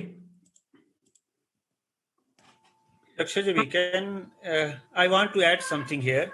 Yes, the problem is not that we are repeating our recommendation if the loop is closed, but the one problem, and if this was one question from the independent reviewer during last our Zoom meeting, that suppose I am teaching one course that is at level 8, and I am giving the recommendation that student English is very weak. And previously the other instructor, those who are in level 3, 4, 5, they did not given any recommendation like this. So they can ask that this student, he spent 3 years almost in your college, and no one is giving recommendation from level 4, 5, 6, and in level 8 you are giving this recommendation. So it means other teachers, other instructors, they did not face this issue with the student, and now your student is going to graduate and you are facing the English issue. So this was also one question in when Dr. Hanan and there was. We have to be ready for such questions. Okay. Another question, for example, we noticed that course XXX is using inappropriate teaching strategies in the course specification. Could you please explain the reason?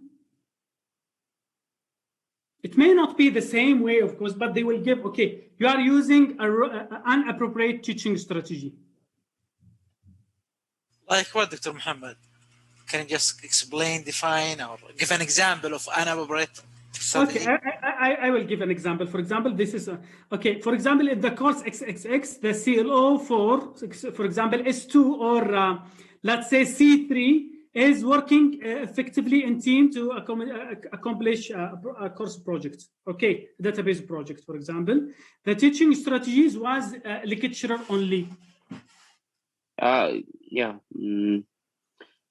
Like I will give you one example. Like we have like 3 domains. Like the competencies is always go to like work effectively with the students and like a presentation or something. And you find like the teaching strategies is a lecture.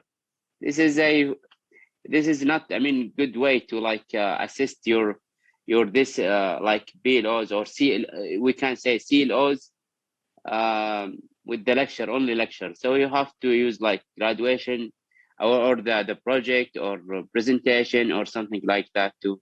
Sometimes we have to focus in deeply and in details, like to see like when we write like the CLOs, like and find appropriate like teaching strategies or assessment. This is in my mind, and let's hear from others. They have something to add. Yes, we have to find this. تفضل دكتور مانع. And we say that, for example, because this process has to go through the knowledge group in order to be approved to change some like major improvement. I know. I think this will be a downside, not a good side, good answer, but it could be right now since we are discussing. I have an idea, but I'm not sure if تفضل دكتور تركي تفضل. No, go ahead. No, nothing to share for now. Go ahead, please. Yes, I have an idea, but I'm not sure if you think it's good or not. Because if, for example, they are talking about something about specific like that, especially in the course specification course report that we found it. So we can explain our mechanism that we have a mechanism for the course development and knowledge groups, working with the curriculum committee. We try to achieve high accuracy in designing our course specification. However, such mistakes could be occur in some courses. We show them that we have a mechanism. This mechanism increase our efficiency in designing the course specification or anything that we are to go. The course report revision, we have a mechanism in the revision of course report, blah, blah, blah. But this is not will for sure give the accuracy of 100% course specification is correct. Course report, the problem, they will give us recommendation if they found most of the courses have this problem. But if found it 1, 2, 3, some courses, this is normal in any program. So what do you think if we think in this way? Do you think this is a good way or no? So I would say we should acknowledge small mistakes, as you said, Dr. Mohammed. If it's very small, like very rare mistakes, I think we should acknowledge it and not defend ourselves too much, because sometimes defend yourself is not the right way. So maybe, yes, we just acknowledge it. Jazakallah khair, Dr. Turki, Jazakallah khair, Naila. Okay, if no comment about that, we'll move to other question. Field training.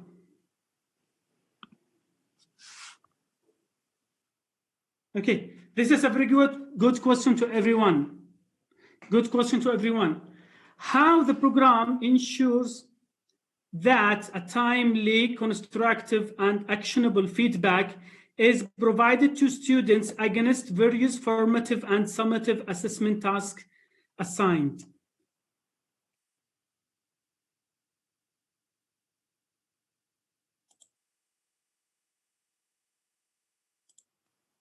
I believe the Blackboard is the best way of doing this.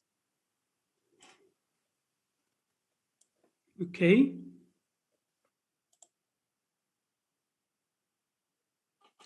Don't we have the syllabus that indicate, for example, the evaluation process and how much will be given, like the grade plan that could be give like a hint for the students about the specific course? No, but that one said feedback. I mean, about formative, summative. For example, formative assessment, it's mean that we give them feedback, not only the marks, give them feedbacks about their performance, and for after midterm 1, midterm 2, quizzes, how to give them feedback. We do that through the like Blackboard. When you, for example, give a grade, you will write your feedback, and sometime, at least in my case, I upload the document with the comments written there, so they will improve their answer.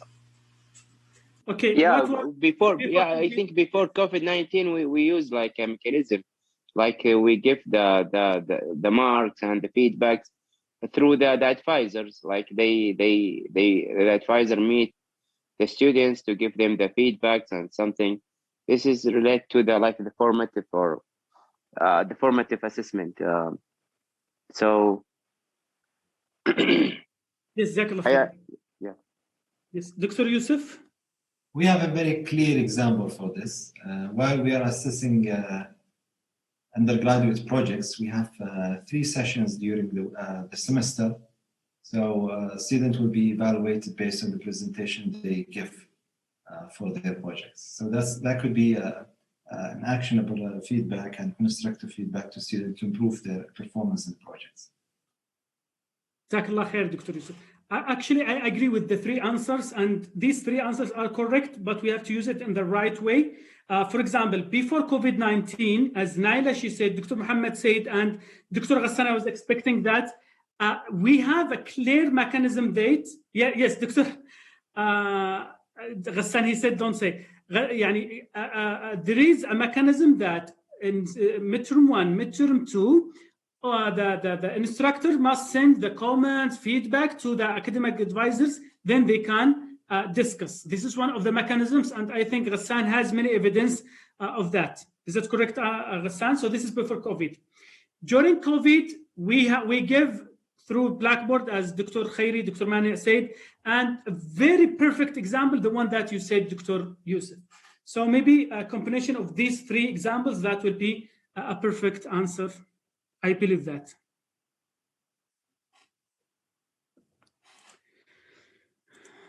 Fine, we'll try just to go for, okay. We noticed that a low student enrollment, progression, and completion ratio. Could you clarify the reasons and the action taken to overcome this shortage for your program?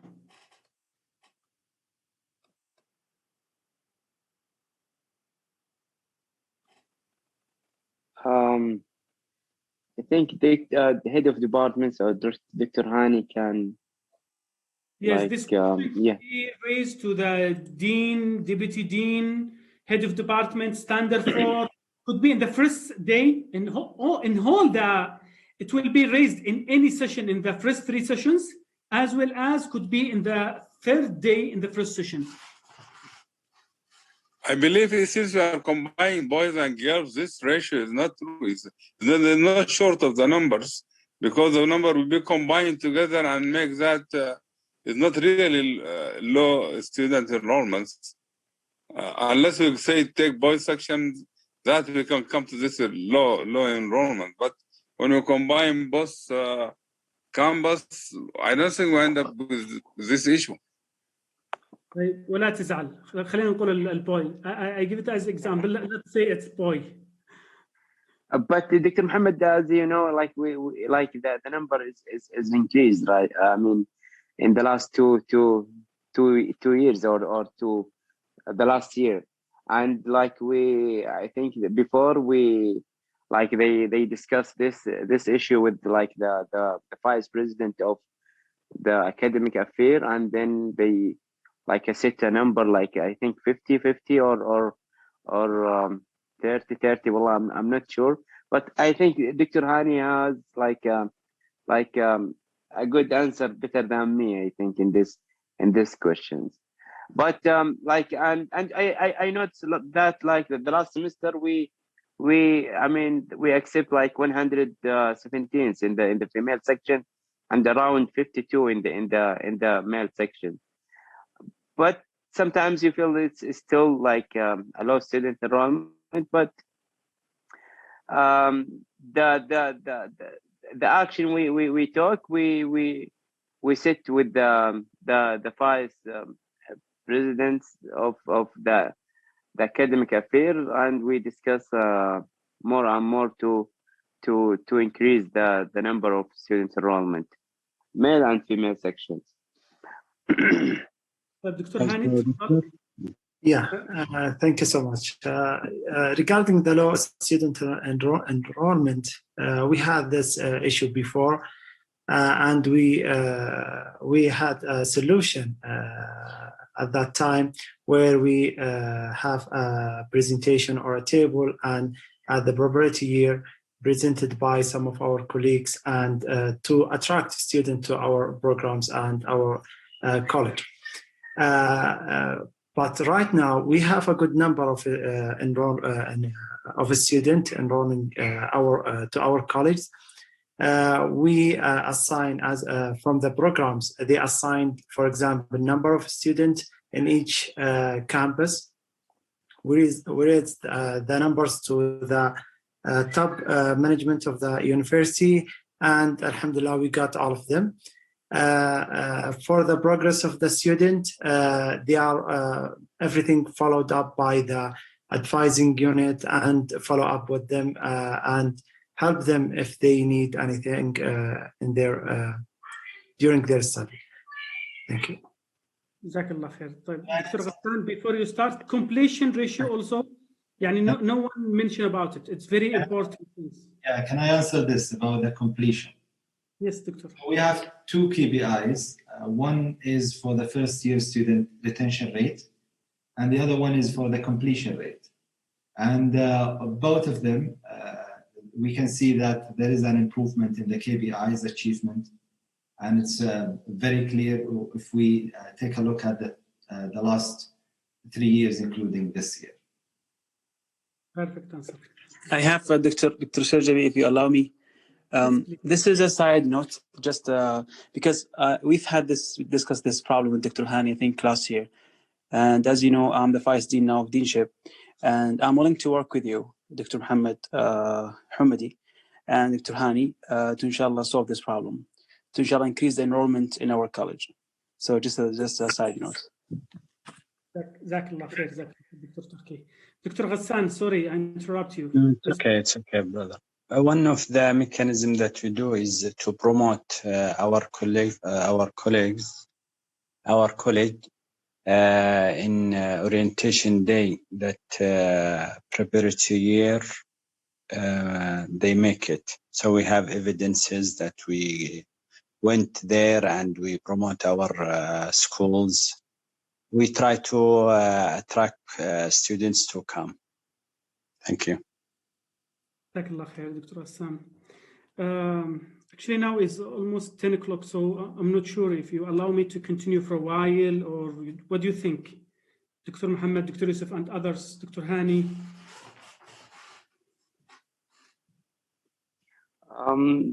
We can extend the time if the members allow us to just continue like for maybe 20 minutes or something. So I agree that. Could you please raise your hand so we can, it will avoid to have another day. You just allow us for 20 to 30 minutes.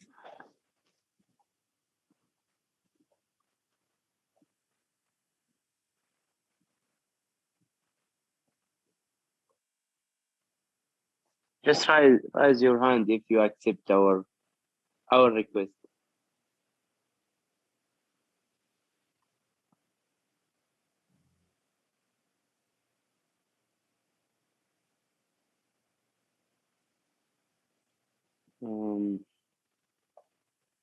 Yes, some of them they wrote in the chat. Some of them they accept here. So, Jazakumullah khair. So we will continue just for the time. Okay. This is very critical issue. Adlan, where is Adlan? We noticed that. Don't say this is not from me, but they will give it in another way. There is a lack of communication with alumni and involvement in the events and activities of the program, as well as seek their feedback. Could you please clarify the reason why they are not communicated? We are not following up with alumni, as I think Dr. Mani, he mentioned that at the beginning, Dr. Turki, and the action taken to overcome this shortage, which is very.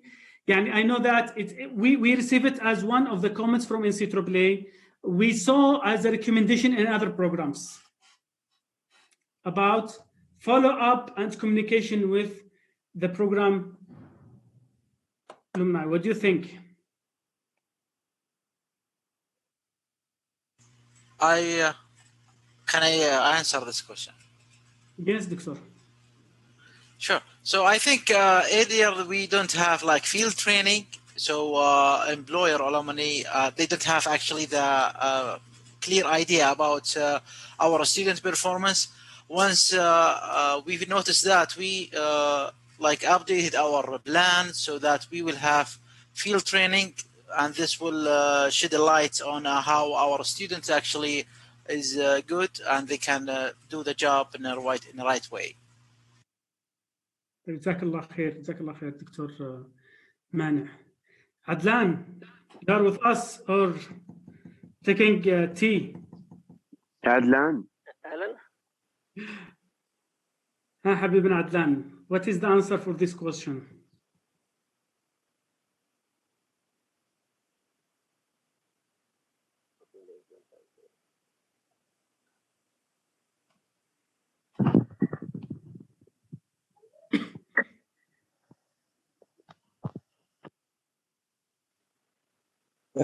Once Adlan prepare himself Can I answer, Doctor? Yes, Doctor. Okay, actually, we have a list of alumni, and we call them. We asked about whether they found a job or not yet. We have Excel file. We can show them all graduated or alumni. We asked about them. Also, we have alumni survey. We distribute these surveys to them. In female section also they have we have evidence that they do some they ask them about the workshops that they need and requirements. For example, they give some activities also in the male section for writing CV. I think Dr. Asad made it and other things. Dr. Adlan, ready? Okay, but I think he said that there is a lack of communication. From where he have this result? No, this is just. No, there is a communication between the alumni. There is many groups in social media between them. There is a list of all the graduates. We know that all the employer from them, and also we sometimes announce them about the any jobs if you found it in the government or in the companies, and also we made many survey to the graduates, and we have the document like that, and also we did some courses also concerning the graduates. Jazakallah khair, brother Adlan, Dr. Ghassan. You made that some of them, they said you are weak or you have a lack of evidence. This is based on their opinion. So we have to take it normally, even if they said, and we have very good example. Just the most important to show them that we have a good things. Dr. Yusuf, you are raising your hand from now or before? You'd like to add something, Dr. Yusuf? It was before, sorry about that. Dr. Alshargabi, Doctor, this statement, it is written somewhere in SSR, some other document, that there is a lack of communication with alumni, or this is just... No. I give it from recommendation from another place. But I'm assuming that they may say like that. I think if this is not written, they will not say. If we have written, then we should be ready. what will be the Doctor, I think this is one of the. Hello. أتفضل دكتور معك. Yeah, this is one of the practices in the standard for Dr. Said. Dr. Said, they have like one criterion. I think number 14 or 13. I don't know, but like the communication with the alumni and involve them in the program activities, and we have some evidences. Okay, we have a database, like we try to yearly try to just update this database and communicate with the alumni, and I myself try to communicate some of them to fill sometimes the alumni survey, and try to give him some information about the traineeship with the Aramco and Sabic and Oracle. But this will go to the the وحدة الخريجين, the alumni affair unit, and the standard 4, sorry, with Dr. Said in the CS and Dr. Ghassan in the. I like the Dr. Ghassan answer, but Dr. Said just if he's here or not. Okay, I think this because I work before on this criteria and this standards, yeah. Jazakallah khair, Dr. Mohammed. Dr. Sharjabi, we have an Excel about the graduates, the alumni. We Yes. have an Excel. Can you show them if they ask some question like this? Yeah, yes, maybe they can. You see, we have evidences. You know why this is? I mentioned about that because we received this comment from both reviewer from NCAAA when they give us the comments. Okay, from Cs and Is, they said there is. I forget what was the wording, but it's mean that we have a lack of communication with alumni. They wrote it in clear. So maybe the evidence that we provided, the evidences that we were providing was not enough. So we have to be clear with all evidences and to explain what the things that we have and to be ready with the answer. Because both of them they mentioned we have a problem with communication with alumni. Okay. Okay.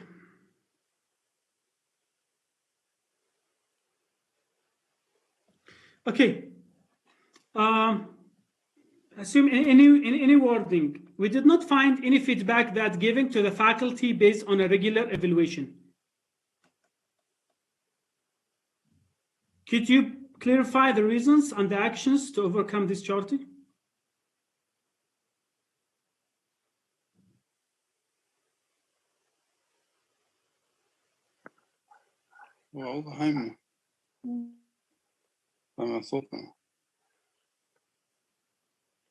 تفضل دكتور خيري عندك مداخلة.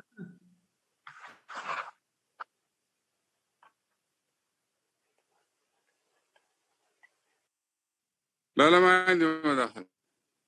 يلا معلش.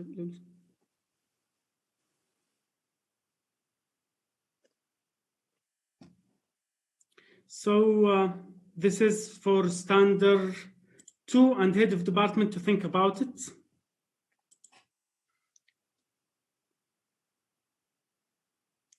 Okay. Dr. Mohammed, I have just a comment about that. I remember that we received a comment about this evaluation process, and we couldn't find any evidence show that there is actually an evaluation process. So what should we do in this case? If we have it, because we remember just it was implemented 2 times only. It's not on regular basis, and I'm not sure if we received the feedback or no. So if we have the evidence, we have to be prepared for that. Thank you. Okay, this is Dr. Samar, Dr. Adil Suleiman, Dr. Asad. This question could be raised to you. How the program develops and implement an appropriate research plan that ensure a clear research first and adequate resource alignment to the program area of specialization. Yes, Doctor. Assalamu alaikum. Assalamu alaikum. Regarding the research plan, we have the yearly research plan, and the resources of this, we already written SSR that we have a research unit. I already discussed this with Dr. Hamadi also, that in front of my office, the unit has been decided for the research unit, so we can put it. And research report, yearly wise, we have that now the publication record, we have the citation record, we have the deanship of the scientific project, also some individual research, and they are specialized with the research groups. So I think that in this questions we are in a good shape. Thank you. So how do you design or develop the research plan and to make sure that it's aligned with the program needs and program specializations and the community? Based on, we don't have any student contribution in the research. So in the program, we aligned based on the interest of the faculty, research faculty. For example, if there are IS faculty and they have a specialization in software engineering and network engineering, we aligned with the faculty and his specialization who are currently working in the program. We align this way because we do not have any other way of the alignment with the program. Dr. Alshargabi, regarding this question, because in our program we did not have research, but we have research in our department mission, in our college mission. So if this research plan is mapped with the department goals or college goals, so that will be good. See, Dr. Sharjabi, this is like, see, the alignment with the program is that every program has the faculty. Faculty has the research interest. Based on the research interest, we made the groups, research groups. Based on the research groups, they have the publications. On those publications, they have the number of citations, and they are applying the deanship of the scientific project based on their research interest. So indirectly or directly, it is aligned with the program, I think. Jazakallah khair. It's aligned with the program. Just to add one thing, and this is my opinion, because as you said, based these specializations and interest, where they were selected to the program based on the specialization, because the program, they need a set of people in that specific specialization, other specialization. So based on that, it's linked because there is alignment based on the selection of faculty based on the program specialization. That is right, doctor. This is the one. And one thing we can add more. If you remember that we had the department council meeting quite long ago, and we decided that now any new PhDs, they are going from the department, they will go to the certain areas which we are letting, like supply chain, okay, the cloud computing, like this kind of thing. And we are encouraging them to since our program required those specialized areas, therefore we encourage them to seek the PhD admission into that particular area in order to make the further alignment. Okay, Asad, still wait, please. This is another question and other recommendation in other places. Do we have enough research equipments for the faculty and the students need? We do not have any faculty, students level equipment, faculty level. For the faculty level, since we are the computer scientists, so we have some programs installed in our own computers for the faculty level programs we have that we are using for the research. But on the students level, no, we do not have. Okay. You said that you have a research lab. Let me working as a thing. What is that research lab? What is occupied with what? In the research lab, we have the set of the computers with installed softwares, which are some of them are the open source software, and it is the open space for the research group to sit and work together. Okay, so the groups can access into the lab and they can work together, and we have some equipments there, like the computers and some printers or some things we can say like this. Jazakallah khair, brother. Dr. Khairi. Excuse me? Thank you. If you said we have a research lab in male campus, that will raise a question if the female faculty member can access that lab or not, because that happened in the institutional visit. You're right. So did he? If we say Dr. Sharjabi, I will add something here, Ed. Dr. Sharjabi, you know it very well that the fact is that the research in our college, which is being conducted, mostly it is through deanship of the scientific research, or it is on the personal level, which is the fact. So the best answer we can give it to them is that the research lab which we have it's fully equipped with the basic necessities which are being used to conduct the basic research. We can say this like this. But if they can ask, do you have the robotics lab? Do you have the network engineering lab with the Cisco, with the all other for the faculty? We will say them, no, we don't have. Okay, what about female? Why they don't have this research lab? And this is good to think, and maybe we can leave it to your session to discuss, because there is a session will be specific to research and community. So this is very important, to align your answers. Dr. Samar, do you have anything to add? Dr. I don't have anything to add, but for the female access, we said last time we can access this lab, but actually it didn't happen before. you can say you can access to the lab, but if it's happening or not, it just depends on the future. But you have the right to access to the lab. So May I add something? just try to, yeah. It's very important that we think about what are we going to do about our problems. Of course, it's a big problem. We don't have a very specialized lab, for example, for the AI or for cybersecurity. But we can think about it if we have any evidences from the last couple of years that we have been asking for equipments, we have been asking for funds for our research work. This could be an answer if they go very deep on these questions. So we have evidences that we have been asking for funds. We have been asking, we have so many muamalas that we are tracing so many of the people who are responsible for labs, and we have complete forms that, for example, for the AI lab, for the cybersecurity lab, we can say something like this. We don't have as Dr. Asad said, we don't have to fake an answer, but at the same time, we have to show them that we are going to do something about it, and we are doing something about it. So this is very important.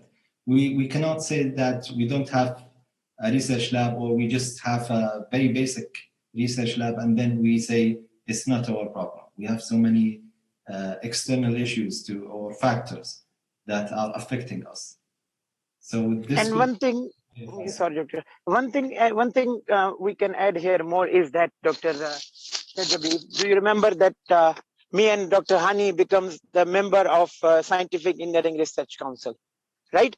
And we requested the lab equipment 2 years from now, and we have been filling these forms 5 times. 5 times we have been requested, and we filled that out. And if you remember, also I distributed the survey, who wants what, and Dr. Anwar and Dr. Majdoob, they filled out the network labs. Dr. Anwar filled out the equipment for the reporting, and we have that list, the complete list filled by our faculty. So we have actually tried to create the specified lab for the faculty, but unfortunately we didn't hear. But now Dr. Saeed Al-Amri is the new head, so I hope the things will get better, and we can say that this is in our plan, and we have already requested the equipment. This is the list from our college as an evidence, and it is under process. So right now we have the basic lab. We have the lab where the faculty can sit and do the research. For the specified lab, we have applied, and it is under process. Jazakallah khair. This is very great answer. What are we going to do about it? This is very great. And of course, we don't have very professional labs, but if you see the publication rate, we have a very good statistics about this, and it's increasing. And that means we are not stopping because of the external factors that's affecting us. Yes, Jazakumullah khair. Can we consider data center, the university data center, to be to provide us, for example, high performance servers that we can work on it if needed, especially that, as Dr. Yusuf said, we have high research publication number. Dr. Alshargabi, the research publications, all the research publications are not related with the heavy equipments. Okay, so it doesn't reflect that you have the high research publication. It means that you must have the high equipment labs. No, because we are software simulations, some softwares which are basic, we can use it and we can produce the research impact factor publications. This is not going to be a big problem to answer them. But if they are going to go for the specific labs, we have to tell them that this is under process. Our output, mashallah, of the research publication, the citation count, the deanship of the research, we are one of, I think, #1 in publication among all colleges. If you see the statistics of the research publication in 2019 and 20. So we are doing great in this. And as far as the faculty level, all the milestones and the KPIs are being achieved in the research. So far, for the equipment and the labs, we have some basic labs, and we are trying to establish more specified lab in order to promote the faculty to establish them more and produce the more research output. I think this way we can answer them. Jazakallah khair. Jazakallah khair, Dr. Asad. Excuse me, if I can add something here. If we rely on the open source software. For example, the cloud labs, we have users over there. We can use it, and we can utilize most of our work done using the open source software or labs. This is a good answer, and this is the way, and this is the vision for the university for everyone. We are moving or shifting to the open source, not the licensed or the paid version. Can I add something for Sharjabi? Dr. Yusuf. Thank you so much, everyone. We are coming back to the same issues, which is about techniques and strategies to answer questions. It's very important that we could show them that we are confident about the outcomes and the results of our program. It doesn't mean that we are praising our program. We're saying it's perfect. No. But we should show them that we are confident, and all the problem that's happening now, we are doing something about it. If we don't know the exact answer, we should refer it to someone else. But it's not a good indication. We show them that we have some weaknesses. Any question, even we are not doing great on that question, we should show them the positive aspect. And then if they are insisting on the negative aspect, then we can show them that we are doing something about it. And Dr. Sharjabi, one more point I would like to add here is that to the best of my knowledge, and we have seen some NCAAA, the last session we had, they are moreover concerned about the faculty that they are engaged in the research activities. So I have an opinion that they are not going to go deep into the facilities of the research, because we are applying for the NCAAA basic program accreditation, not the master's program accreditation, which is very research oriented. So they will check superficially that if the research is being done by the faculty is active and all other things. And if we don't have anything, we will say them we have the basic and we are trying and we have plans for the next sessions. So inshallah, I hope that it will be the best answer, inshallah. Jazakallah khair. Dr. Asad, this could be a very tricky point, and we should take any question very seriously, and they might go deeper, because I had a discussion with Dr. Saleh. He's the head of the electrical department, and they had a question about the research equipment for the faculty members, and they asked the team, the program team, to show them, to take pictures of the desktops, whether it's new desktops, whether it's a very good desktop, if they have any equipment for printers or something like this. So they asked them about this, and they had to take pictures of most of the faculty's members' desktops. So we should really be careful about it. Of course, we know our program better than them. They have been reviewing our program for almost 3 weeks, maybe, not longer than this. But at the same time, they know there are so many common mistakes in all programs in Saudi Arabia. So I think we should be careful about this. I agree with you, Dr. Yusuf, and we have to be prepared for every single answer. Jazakallah khair. And this question, I said, I give it based on the question that has been raised in engineering college, as well as in another visit during last month, and they give a recommendation about the equipment of the research, even if it's a bachelor program. Okay. And Dr. Sharjabi, we are lacking this. Make sure that we are trying to get this done, but we are lacking this thing. So we will not provide any fabricated answer, but we will try to say that we have some basic facilities, and inshallah, if we have the evidences that we have applied for the high equipped research lab, which is the fact. Jazakallah khair. But also we have to think that as a computer science program, information science program, our requirement research is not like other programs like in engineering or medical or other programs that they need a special. For us, as you said, exactly. The computers and open source that can satisfy the needs, and the output of our research is very good examples to show that. Thank you very much. Dr. Khairi, in a quick way, Dr. Khairi and your team, how the program develops and implement an appropriate community engagement plan that ensure a community first and educate to the resources aligned with the program area of specializations and the university community plan. Actually, the community work done through the body in the university that is control and manage the community services. So everything goes through them. And what we do in the college, we ask the faculty members to what's their plan for this semester or this year for the community service. We collect this information, and then we follow up with them when they finish and they provide their evidence. We send this report to the Deanship of Community Services.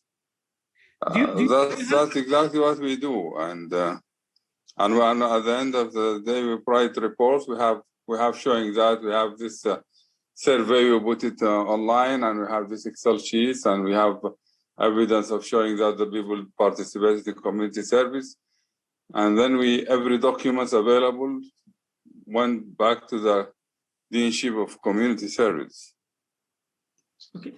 Do we have annual community engagement plan, and do we have annual community engagement report? We do. Do we have it? We do have a plan. Every year we make a plan, but we don't really enforce that plan to the faculty. We just assume that this is we make a generic plan, and then we ask people to their plan of what they're going to do. We don't ask them to take from the list of plans we have. We let them to decide what they want to plan to do. Every faculty member actually do his own plan of what you're going to participate in community service. We make like a generic one. Yeah. Well, I don't think we implement it all because some people may not participate in certain areas. Okay. I have a question for you, Dr. Khairi, and for everyone for the community service. How do you know there is a real impact on the community? Do you really measure the impact? For example, if you provide a workshop, let's say, for at least 4 hours, how do you know there is a real impact? Do you measure that? Yes, we do. We do have impact. Usually, unfortunately, all of them are oral feedback. For example, we went to the Ministry of Education and went to the school and with this courtship and work and they verbally tell us what they feel about it, and even they talk to the dean about how they feel about this participation and the service, and they appreciate it. But it's never been as far as I could tell. I don't have evidence to show that documented feedback. But I think you can, Doctor, you can say, Dr. Khairi, by like the increased number of attendance. I think I saw in the last community services. Done by Dr. Rahani and Dr. Turki last times. Yeah, and mashallah, we reached to the 6,000 or 600, I think, participants or attends that community services. So we can say this is the impact of our community services done by our college or the programs. By the number of participants, you mean, or generally speaking? Yes. I have another question for you, Dr. Khairi, and for anyone who is working with the community service. Do you measure the quality of your workshops, lectures? For example, do you distribute surveys after each workshop by asking participants whether they enjoyed this workshop, the style, the strategy of teaching them, or the time you are giving the lecture in, and the length of the program or the workshop? Do you get feedback and then you show that you have improved and you have taken this feedback seriously to improve your community service? Actually, we don't have systematic way of getting the feedback per se. I can't say we have a systematic way, but we, as most people who do the participate, they get this kind of feedback through messages from the WhatsApp or email appreciating or something like that, or oral, they saying they appreciate it. But we don't have a mechanism of sending a feedback, survey feedback, asking what they think of this seminar or this course or this training. We don't have that mechanism by doing that, actually. Last question, Dr. Khairi, last question. Sorry about asking so many questions. We know that if we are providing some lectures or workshops, we receive some information and data from participants. For example, emails, sometimes their phone numbers. Do we have a mechanism for data privacy for those participants, especially for the community?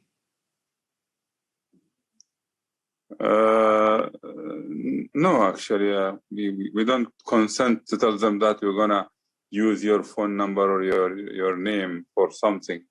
Actually, we don't take a consent, and at the same time, we don't use it somewhere else. And usually, we don't ask the privacy information except the names. And it is very rare to use other things.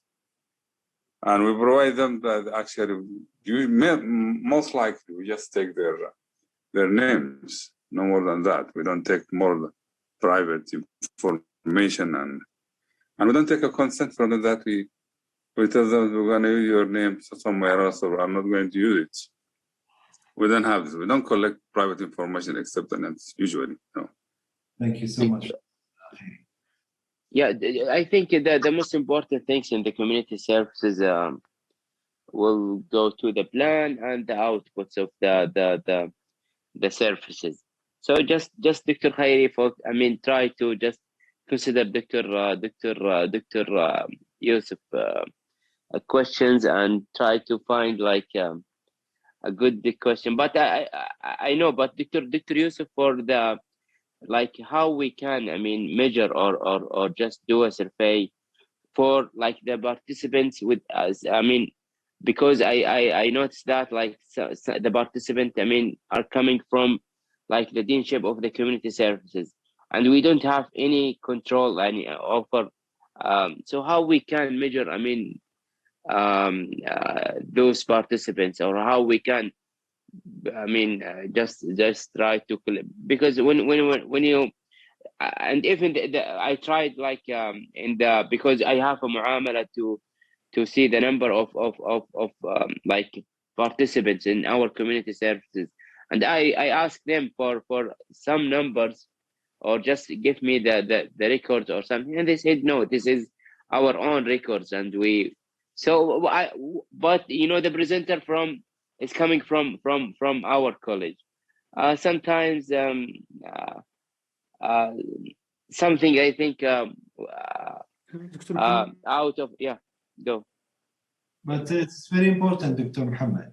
For example, before the end of each workshop or lecture, we should send a link about evaluating the performance of the presenter. I think we really should consider this. Yes.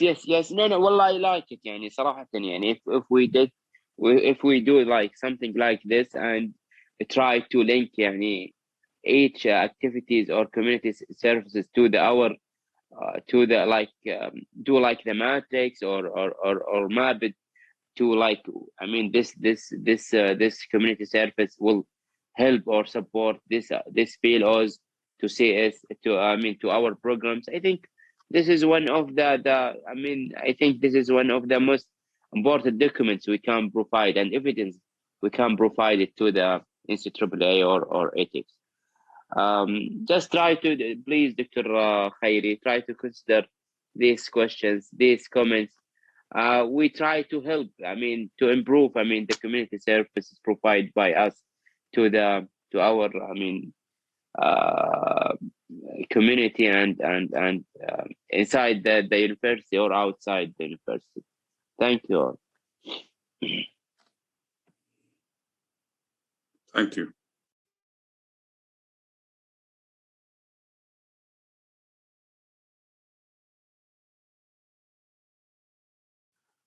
Dr. Turki, do you have something to add, or I just interrupt you on you, or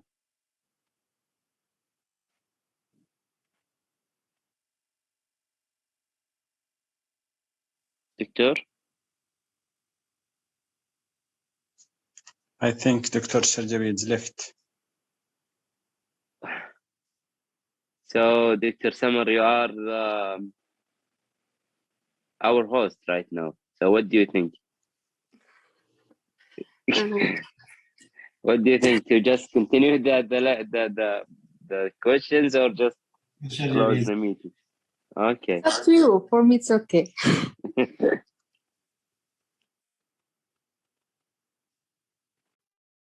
Dr. Sherbi is back, right? Yes. Yes, he's back. Assalamu alaikum. Alaikum assalam. I'm sorry, I don't know what happened to Zoom. لا شكله توزع مننا يعني. حتى الزوم يقول اعتقوا الناس. طيب, I have just last questions. If you allow just these two questions, then we will just stop here. You hear me now? Yes. Okay. How the program evaluates, update, and upgrade and produce learning resources and laboratories, equipment, in consultation with various stakeholders.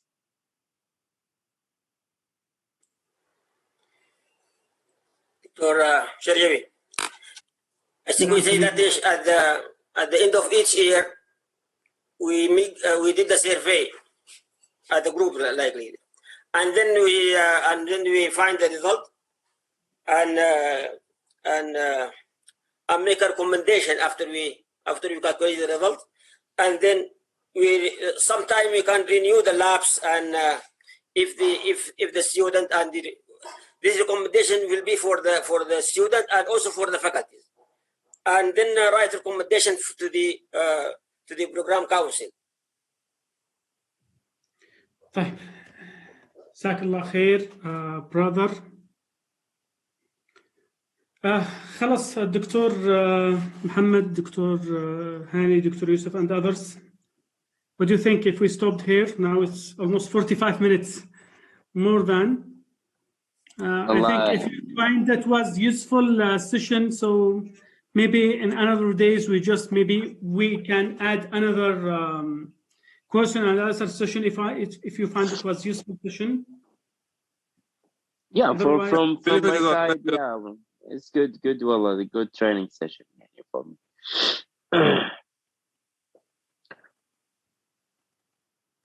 Thank you so much, Dr. Alshargabi.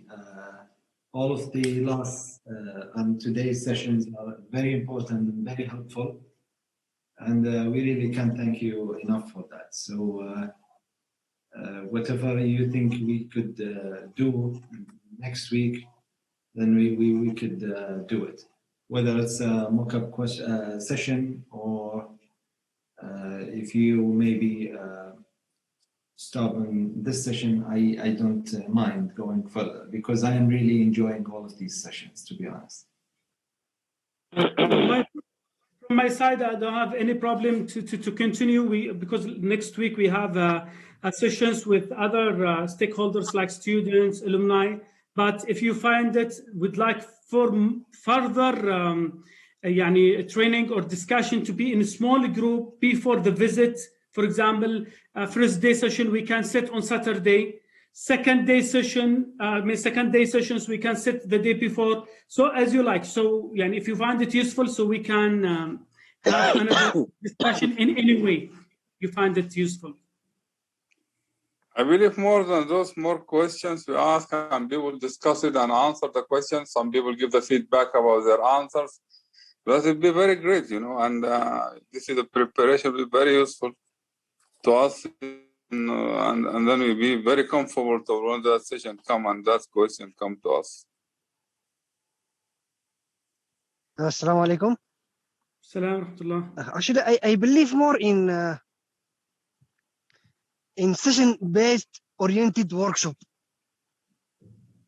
So not all of the people have to attend. So the session will be very focused on the people who will attend this session. Yes, even if each session members now, if we attend from some of the quality or the head of department attend, or otherwise they can meet and they can discuss, you can invite. Actually, all these sessions, the first 4 sessions, I think was important to everyone for all these sessions. After that, for example, now we will have one session for community, one session for research, other community for the facilities. That will be separated because they already get all the information. What we believe, all the information that we provide during the last 4 sessions and today's session is very important to everyone, regardless in which session he will be. Then, specialized sessions could be enhanced between you together. We can also invite me, invite Dr. Anwar, Akram, Dr. Yusuf, anyone else. Yeah, we used to do this last week, actually. We started, I think, 3 sessions. Each session is based on each standard in the CS. And we used to open the SSR file and we go through the exact file. We open links and see evidence. And we have questions for each other. If we don't have time for this, I really encourage each head of standard to gather all the members of his standard and discuss with them. If he sees that there is some weaknesses in some of the members, I think some members are not comfortable to talk with a large number of attendees, attendees. So I really encourage small groups, as Dr. Alshargabi and Dr. Majdoub said, very focused group in each standard. This could be really, really helpful, especially for those who are new like me. Thank you so much. Yes, Dr. Yusuf, I 100% agree with you. Absolutely. Actually, for example, today in Standard 6, we had a meeting, just a group of Standard 6. We will have a meeting next week. So the standard people among themselves, they know their weaknesses and they can discuss the possible question. Then they can raise the question to the upper level. For example, we can go to Dr. Hamadi, Dr. Alshargabi, Dr. Hani to ask them about these questions if you don't know a specific good answer. That's perfect, Dr. Majdoub. Actually, when we're planning about this training workshop with Dr. Hamadi and Dr. Yusuf and Dr. and others, actually we try to finish it this week to give more time next week to be specialized meeting. And if anyone now he can go and read or she can go and read, fine. Then if they have any questions, if they have any issues, they can raise it, we can solve it, we can answer all the questions. But if no one has anything to add, I just can pass the mic to Dr. Mohammed if you'd like to conclude this. Yeah, just I want to conclude it with many thanks to you, Dr. Mohammed, and with many thanks to the great people and faculty members. I know you are working hard and you are spend almost a week, mashallah, daily attendance the training sessions conducted by Dr. Mohammed, and I really appreciated all your efforts and hard work. Thank you so much for each members who always try to find times and try to attend these training sessions. I really appreciate it. I'm thankful, wallah, to all of you.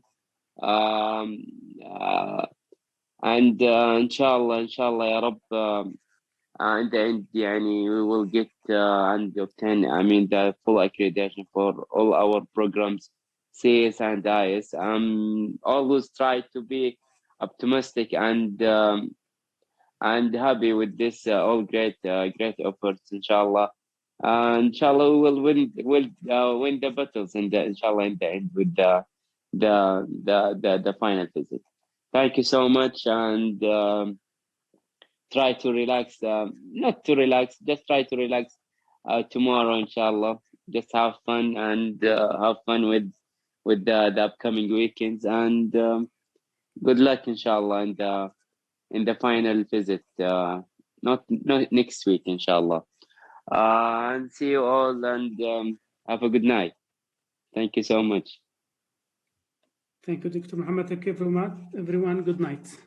جزاكم الله خير. شكرا جزيلا للجميع. بارك الله فيكم. شكرا لكم. السلام عليكم. السلام عليكم.